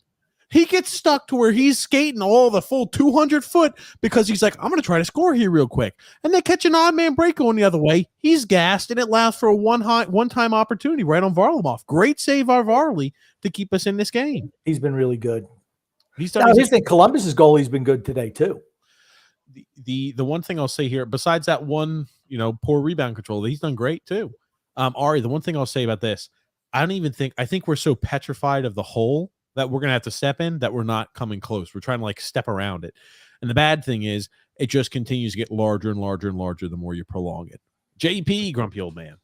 John Tavares is a great player having a great year. Luongo be damned, LOL. I've loved him since his days in Oshawa and London. Alexander, grumpy old man. Alexander's favorite player growing up was Pierre Turgeon. Later became Ziggy Palffy. Two great players, that's for certain. Rick Roma says, Son X, always thinking of others. I hope but one day to have a son like him. Look at that. There you go, Son X. Good job, Rick. The Son X. Looky there. Son X. Frank, grumpy old man. Lee can't pass. Horvat skates like Barzal compared to Lee. That's true. He back checks. He wins faceoffs, plays defense. I could go on. Lee does none of that. True. I mean, TJ's just being ridiculous when he says offensively that he has the same mindset. He doesn't pass well. How often do you see him make a cross-ice pass that actually connects? The guy had an opportunity for a 2-on-1 with Anders Lee. He slides it on the ice and it gets intercepted. Put some freaking saucer on that pass, son of a gun. You're a damn vet in the NHL, get paid $8.5 million a year. You should be able to get that pass from one person to the other, even with the defender in between on a 2-on-1. Horvat's a better player than Lee. That was a great save. They're showing us the save, the save by Varley. My gosh. Great. Tremendous. Fantastic save. What a films, grumpy old man. Gosh, Columbus terrible. I'm sorry, they're hard to watch. Pat LaFontaine was a great Islander. He was really good. Hall of Famer. Second line is playing well, says Matthew S. They have been. No doubt about it. L. This is, I think, a very correct way to compare them. The Edmonton Oilers equal the Los Angeles Angels. Absolutely. That's fair. They have two Hall of Famers there in Los Angeles there, and Ohtani and Mike Trout, and you've got two in Edmonton with McDavid and Draisaitl, and you don't get anything back in return for it. No success. I tell you, they're going to start, I'm sure, trying to dial up some pressure here, Columbus. But James F. says here, do you think the Mets should have not gotten rid of Tommy Pham? He's tearing it up. He's what, 34 years old? Who cares? We needed to sell the assets. We had no reason to keep them for a team that wasn't going to the postseason. Yeah. James F says 2-0 Diamondbacks. Okay. The Wicked 50 Cal, Grumpy. To defend TJ, I haven't seen it either. I don't know what he's talking about. Friends. Oh, Friends. Okay. Robert Marshall says here they should resign Tommy back. Pham. No, he's 34 years old now. Carlos says, salute the Islanders Nation. Thank you, Carlos. Oh, Islanders. We got here Jennifer, or what a film says Jennifer Aniston, TJ. You have to know her. Yeah, that's the only one I know. It's Jennifer Aniston. Courtney Cox. She's another one too in that show. Yeah. I don't remember any of the actresses or actors. JP says here Matthew Perry. He was an actor in the show, I believe. JP, grumpy old man. TJ McDavid's coming back tomorrow. Good news for your talented fantasy team. Woohoo! I need that. The Islanders need a goal. Need goals. What the hell? Oh gosh. Kyle Palmieri is getting a hooking call. We're going to be on the penalty kill. Going to the box. Oh, see, geez. I mean, okay, technically it is a hook. It's just a touch foul. I mean, here's the thing. We get them in our favor too. I just don't like those. I mean, that was a little bit more, but come on. These idiot fans banging on the glass. The hell. I will tell you one thing. It's shitty because anytime an opposing player gets a stick extended, players now just go, it's like they're at an amusement park getting ready to ride the roller coaster. They just go, let me clamp down on this thing and let it, I'm going to ride the damn stick like I can't get out of it to make really sell the hook. And it always gets called when that happens. So, I hate it. I hate it too. Drew L, grumpy old man. I'm telling you, TJ, you become a grumpy young man. It has made Grumpy switch characters from him being grumpy to calm. TJ, as the commercial one said, don't be sad, get glad. It's true. And you're 100% true. 100% true. Yeah. That is so true. I've actually talked to TJ about that. Grumpy, I don't play a character on the show, and neither do you. I won't play a character on the show. Oh my God, you're a fucking moron. That's the nicest way I can put it. You're a fucking moron. You're a moron. And Grumpy, you've got your own issues. Oh, Jesus. Just move on to the next comment. Thomas Rudy You're the one who's making a fucking not deal interested out of it, in friends, not interested in friends and sticking to it. Respect TJ. Thanks there, Thomas Rudy. Tell Grumpy to stick it where the sun don't shine. That's right, Grumpy. Barzell, stick it where the sun don't shine. Barzell, Homer, and Pajot. Why? Right to the blender. I mean, another just break right in there with Romanov. Just again, God. Romanov is just what the fuck is he doing? He sucks. He sucks. And that hit off the post. Yeah.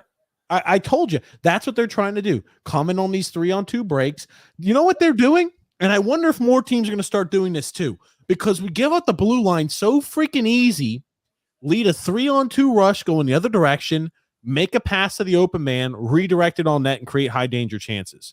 That's what we're seeing from Columbus on a possession by possession basis, and they're creating opportunities. That's the only way they're able to get any sort of sustained pressure in our zone, and we're just not equipped to handle it. I don't know. Not good. Romanov looks shitty again tonight. Again, the same thing. Another phenomenal save. I told you this in the second period. What a phenomenal save by Varlamov. You're right. Man, I told you this in the second period for a reason, and you were just not paying attention when I was saying you were zoning me out. I understand. I heard you, but guess what? It doesn't matter. It doesn't matter. I'm telling you, we're seeing it time after time. I told you that in the second period. I am the curve, Grandpa. Just move along.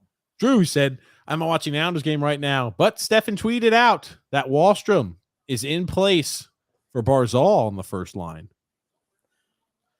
I haven't noticed that.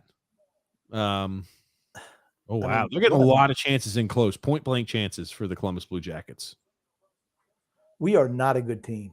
I mean, we're not. This Columbus team is bad, and we're playing down to the level right now. We've done that a number of years. They absolutely have a plan of attack, though.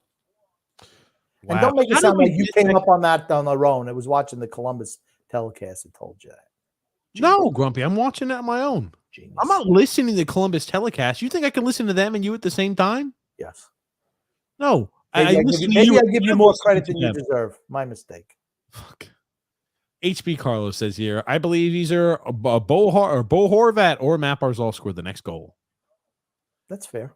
Gungun says, Grumpy, for your 40th birthday, would you accept a cameo message from Shannon Hogan as a gift? Grumpy wants something else from a different Hogan as a gift, is what he's saying, is what he's thinking. That's right. Tomorrow's my birthday. Happy birthday, Grump. Thank you. You got a little short 1 second long cheer. That's all you got. Not the full 7 seconds, Grumpy. Just 1 second. Okay. Frank says, look, guys, you will see that Romanoff is good. He's not. And like I told you last year, Romo has offensive ability. He doesn't. In Montreal, they had too many offensive D guys, so he was forced to play more. He does nothing in the offensive zone. Sorry, Frank. And he's a liability defensively. He does not play positionally sound. He ruins every partner that he touches. Yep.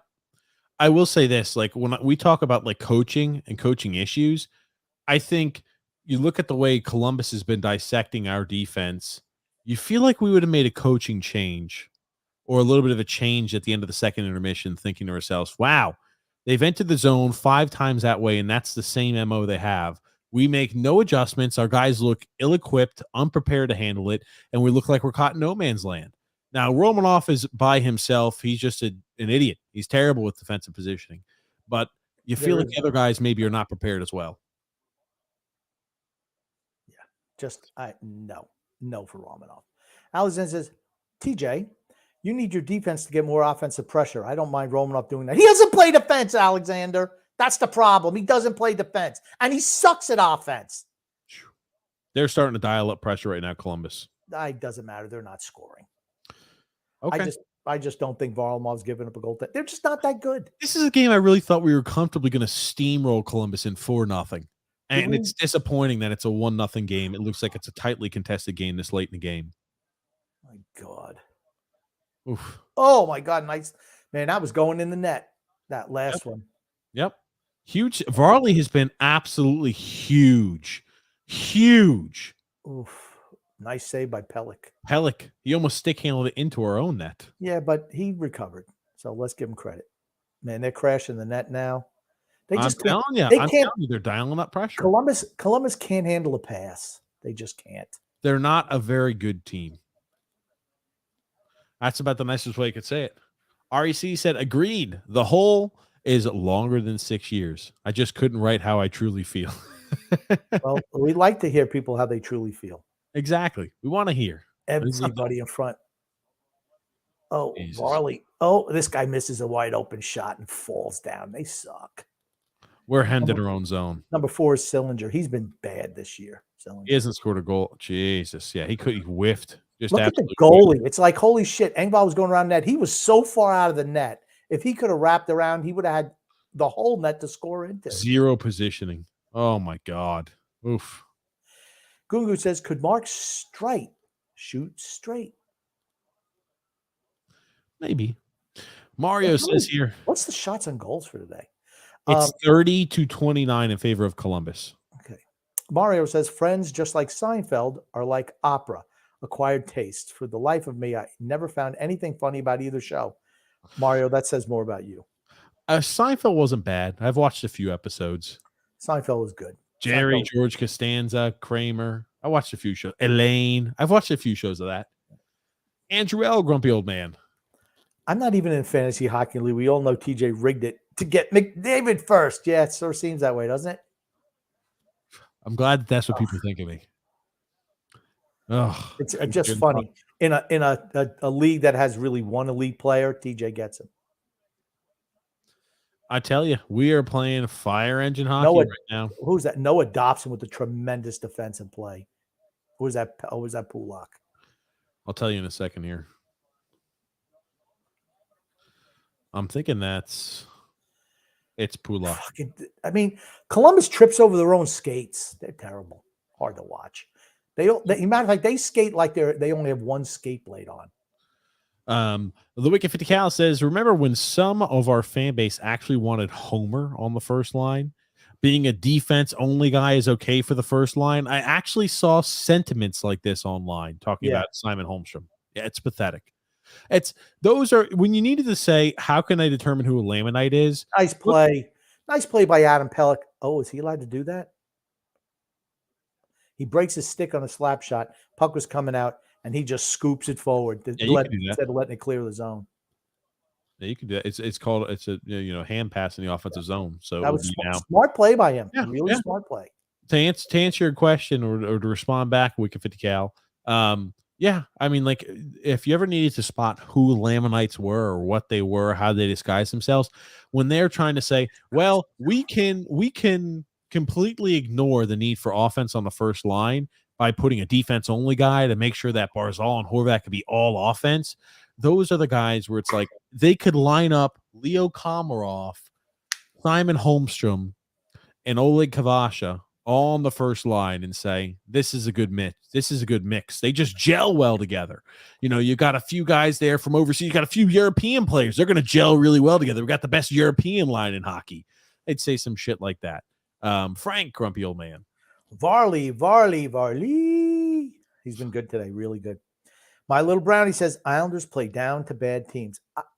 I don't think they've been bad today. It's just, I don't know. We need one. We need a goal, says Road Gamer. Let's go.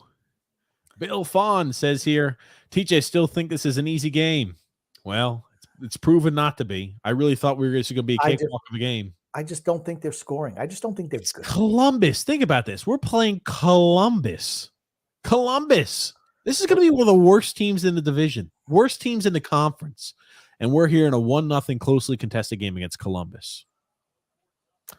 That should tell you about your own team, I guess. Yeah. Robert Marshall, Grumpy.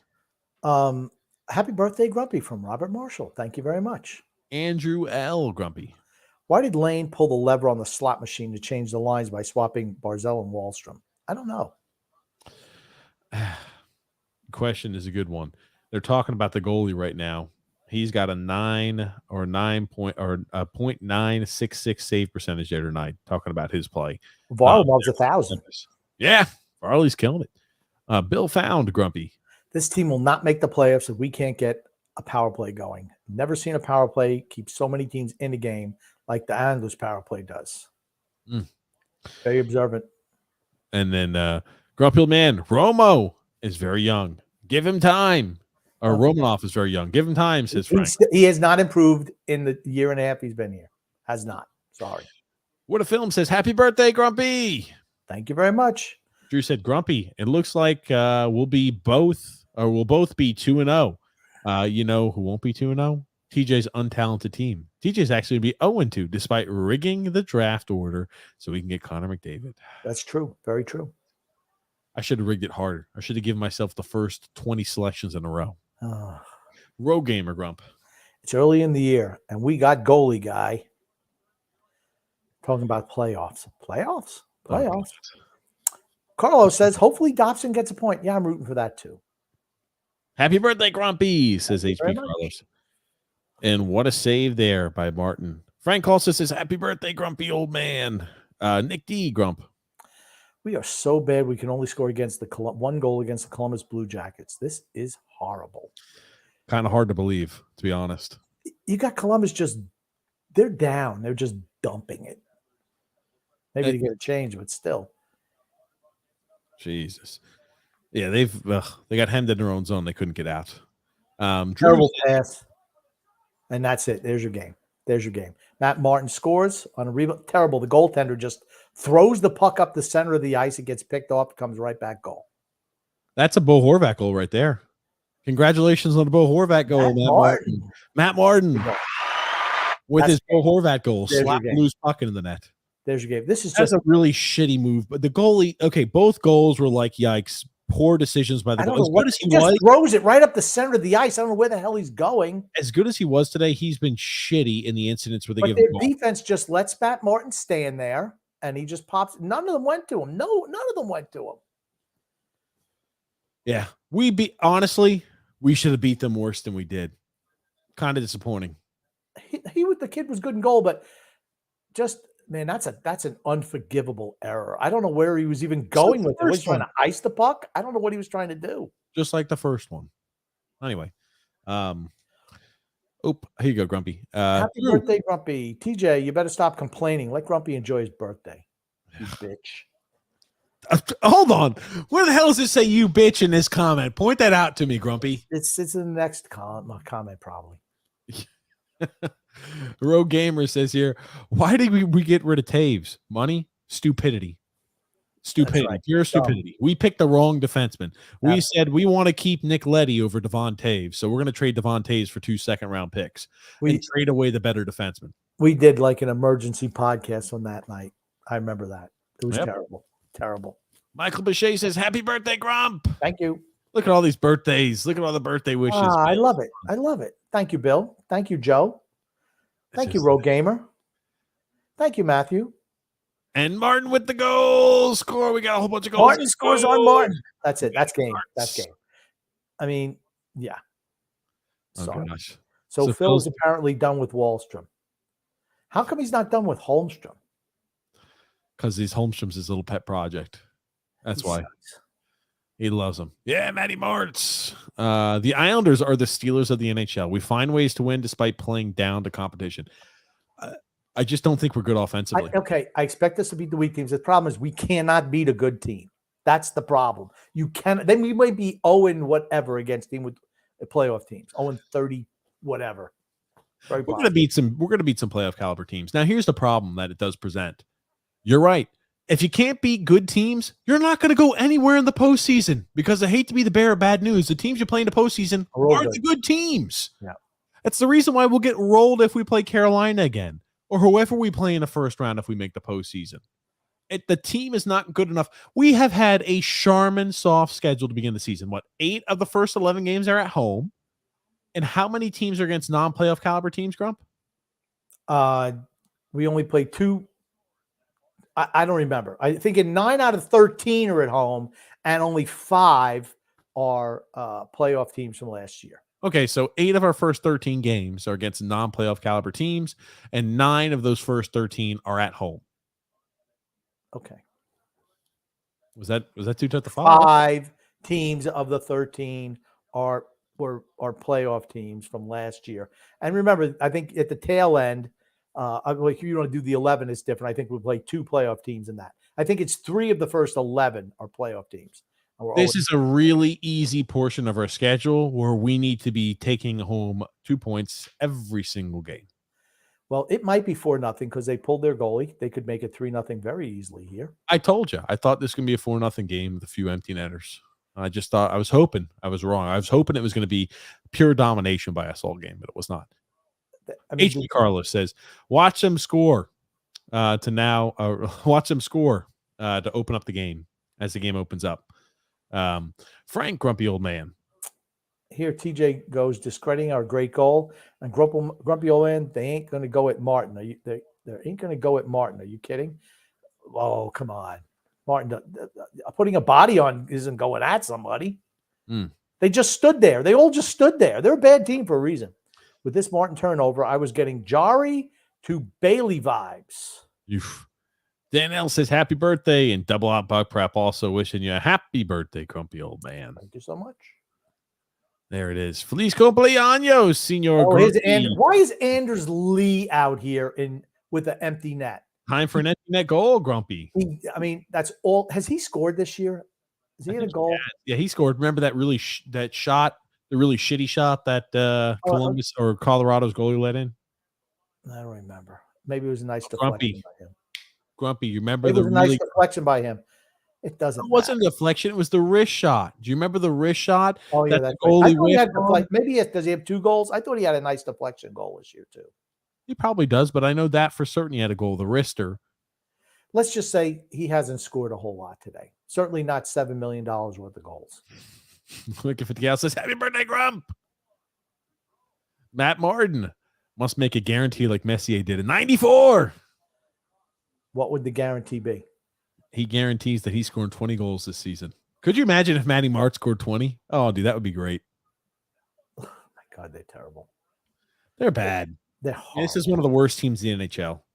Absolutely. We're gonna have a 2-0 win over them. All right, it works. That works. I was hoping Dobson would get a point though. Honestly, I was just hoping we were going to dominate from start to finish. For once, I would just be like to think I'm Another like, oh man, spectacular save by Varlamov down low. Varley has been the reason we won this game. He's today. been really, really good. Really good. Yep. He's been excellent. Both games he's played, he's been excellent. Our goaltending this year has been tremendous. It's the reason we're in games. What a save getting back to that post. That was really good. Got a comment here from Mario, and I think he's got a point here. Says, I'm convinced that Taves signed his ticket out when he did the chicken dance after scoring that goal against the Washington Capitals. Trotz called him out on it. Lamoriello traded him to the Avalanche, who at the time were a bad team, and the Islanders were contenders. Getting 2 second-round picks for him, Lamoriello was telling Taves, this is all that you're really worth. Lamoriello being Lamoriello. Wow. Now, do you remember? That's a good point. He did the little, God, like the little, like the bird dance as he scored a goal, and the Capitals wound up coming back and beating us 4-3. Yep. And at that point, we're in a spot to where, remember, after freaking Trotz stupidly came out in the post-game presser saying Nick Leddy was the second best player by a long shot on this team in the postseason. Oh man, he's such a valuable player. We can't move a guy like that. You're forced to trade away. Country mile. Just fucking dumb. Yeah, I tell you. You get rid of the 30-year-old defenseman. You keep the guy who's 24. That's what you do. Real Gamer says, shut out. First star for volley, ? Absolutely. He played great. Let's talk about the positives from today's game real quick while we wrap it up. Varley played well in the first and second game of the season. He's off to a good start. Absolutely star number one. No doubt about it. Really good game for him. Really good to start the season for him. Cannot be more pleased, even though he's back up, cannot be more pleased with Varlamov's performance this year. I want to say that I thought that the second line was really good again tonight. Possessionally, I thought they were good, creating chances. And I just think we for the most part, just dominated the action for the most part today. Columbus is a bad team, but you know what? We played really well. I would give third star, honestly, to the goaltender for Martin for Columbus, because he gave us 2 goals and he made a boatload of saves in between. So okay, when you say he gave us 2 goals as gifts, I was about to say that it makes it tough for me to go ahead and give him third star when he has 2 egregious errors that lead directly to goals, despite how good he was. 2 big errors that led directly to goals. And to me, deserved win. I mean, I expected us to win tonight, and we did. So that's all you can do is take care of business, and we did that today. The one thing I always worry about is against a better team, we don't win that tonight's game. We don't. Well, but they didn't play a better team today. I'd love for my team to be where it's like every single night we play, when we win games, I'm like, that performance is good enough to beat almost every team in the NHL. That's what I want the team to be.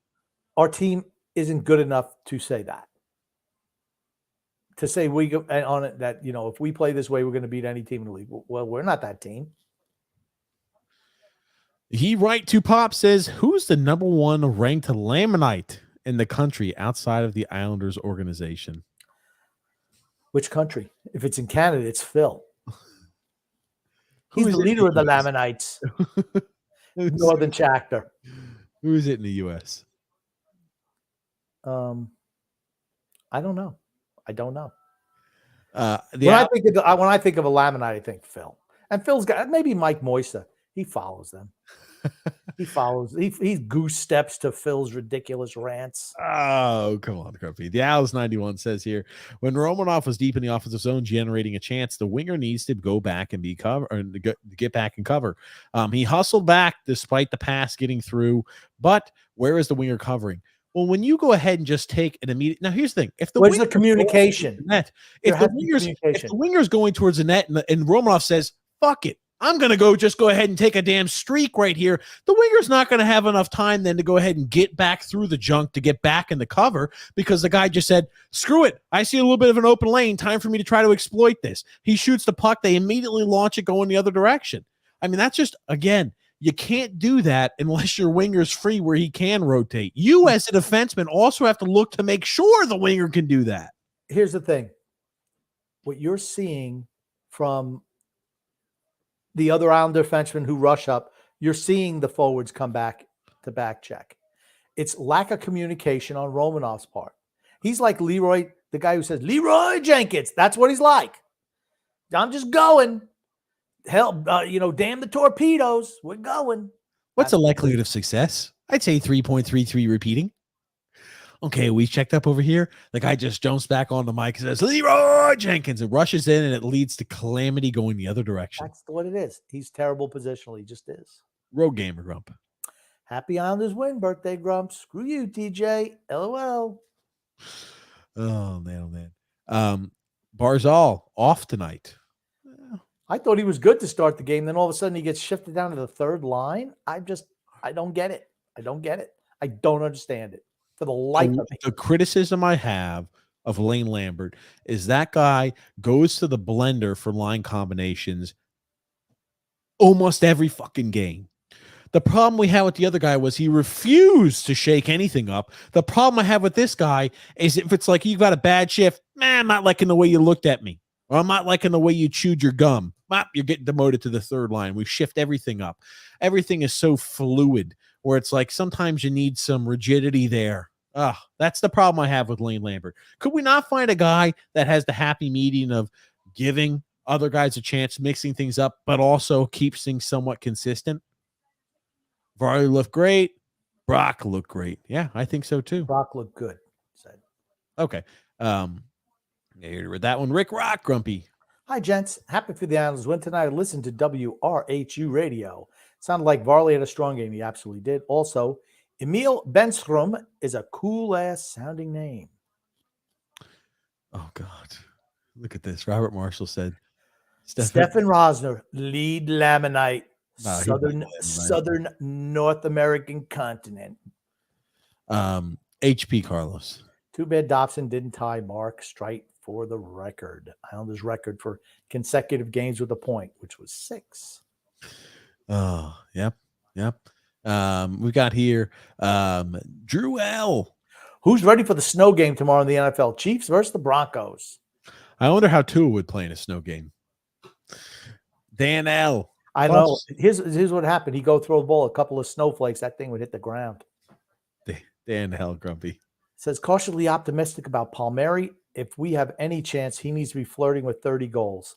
As you know, he needs to stay healthy, something that he has trouble doing on the wrong side of 30. That's what happens when players get into their 30s. They get injured more often. Just do. I think it's more likely that he doesn't score 30 goals and does this season. I would say that too. Goon. The Islanders finally overcame their fetish for penalties tonight. Hooray. Well, it helps when you're playing Columbus. Joseph C. says, TJ probably knows this. How did Phil's Fiction become an Islander fan? He's from damn Canadian. He's not Canadian. He married the lady that I hope I'm not speaking out of school, but he's moved to Canada is all that needs to be known. He moved to Canada. He's originally from Long Island. To keep things very simple, Grumpy, he wants to start trying to give too much information. Maybe that Phil doesn't want you to release, Grumpy. It's not like he was kicked out of the country, though. He left voluntarily. Being an Islander fan, everybody gets caught. He gets very close being a Lamanite, almost being kicked out of the country, Grumpy. Anyway. Mario said, I know someone who can give Phil a run for the title. Okay, I don't know who that is, but you go, Grump. I want you to do Leroy Jenkins. That's perfect. And real quick, Jets, Giants, who wins tomorrow? Does anyone care? Well, the listeners of the show probably do. I'll say Jets. All right, I'm going Jets too. They win. Can we keep opposing teams to under 30 shots, please? No, we cannot. Yeah, a good team beats us tonight. A team that's not dead ass tired, playing on the second half of the back-to-back, who's a shitty team like Arizona, they're always able to generate at least 30 shots. Go ahead, Grump. And the fact that Varlamov was tremendous today. Well, that didn't affect the shot total, but he was amazing. That's why we won. I said a good team would beat us. Grumpy knows about Leroy Jenkins. Laughing my ass off. They're impressed, Grumpy. You know some internet culture. That's the culture I don't know anything about Friends, but I know it's embarrassing. This is the culture I know about, internet culture, Grump. But let's wrap things up here today. Grumpy, what do you want to say before we wrap things up here today? I want to say love and laughter to everyone who listens and even those who don't, from TJ and the Grumpy Old Man. Thank you so much, everybody, for tuning in, listening to the show. We'll be live with you guys tomorrow on TJ and the Grumpy Old Man at 8 p.m. Eastern Standard Time. Thank you so much, everybody, for watching. We'll be live with you on the next Islander show this Wednesday, 8 p.m. Eastern Standard Time. Thanks so much, Grumpy. Thanks everybody for commenting in. We'll see you guys tomorrow. Thank you, Grump. My pleasure.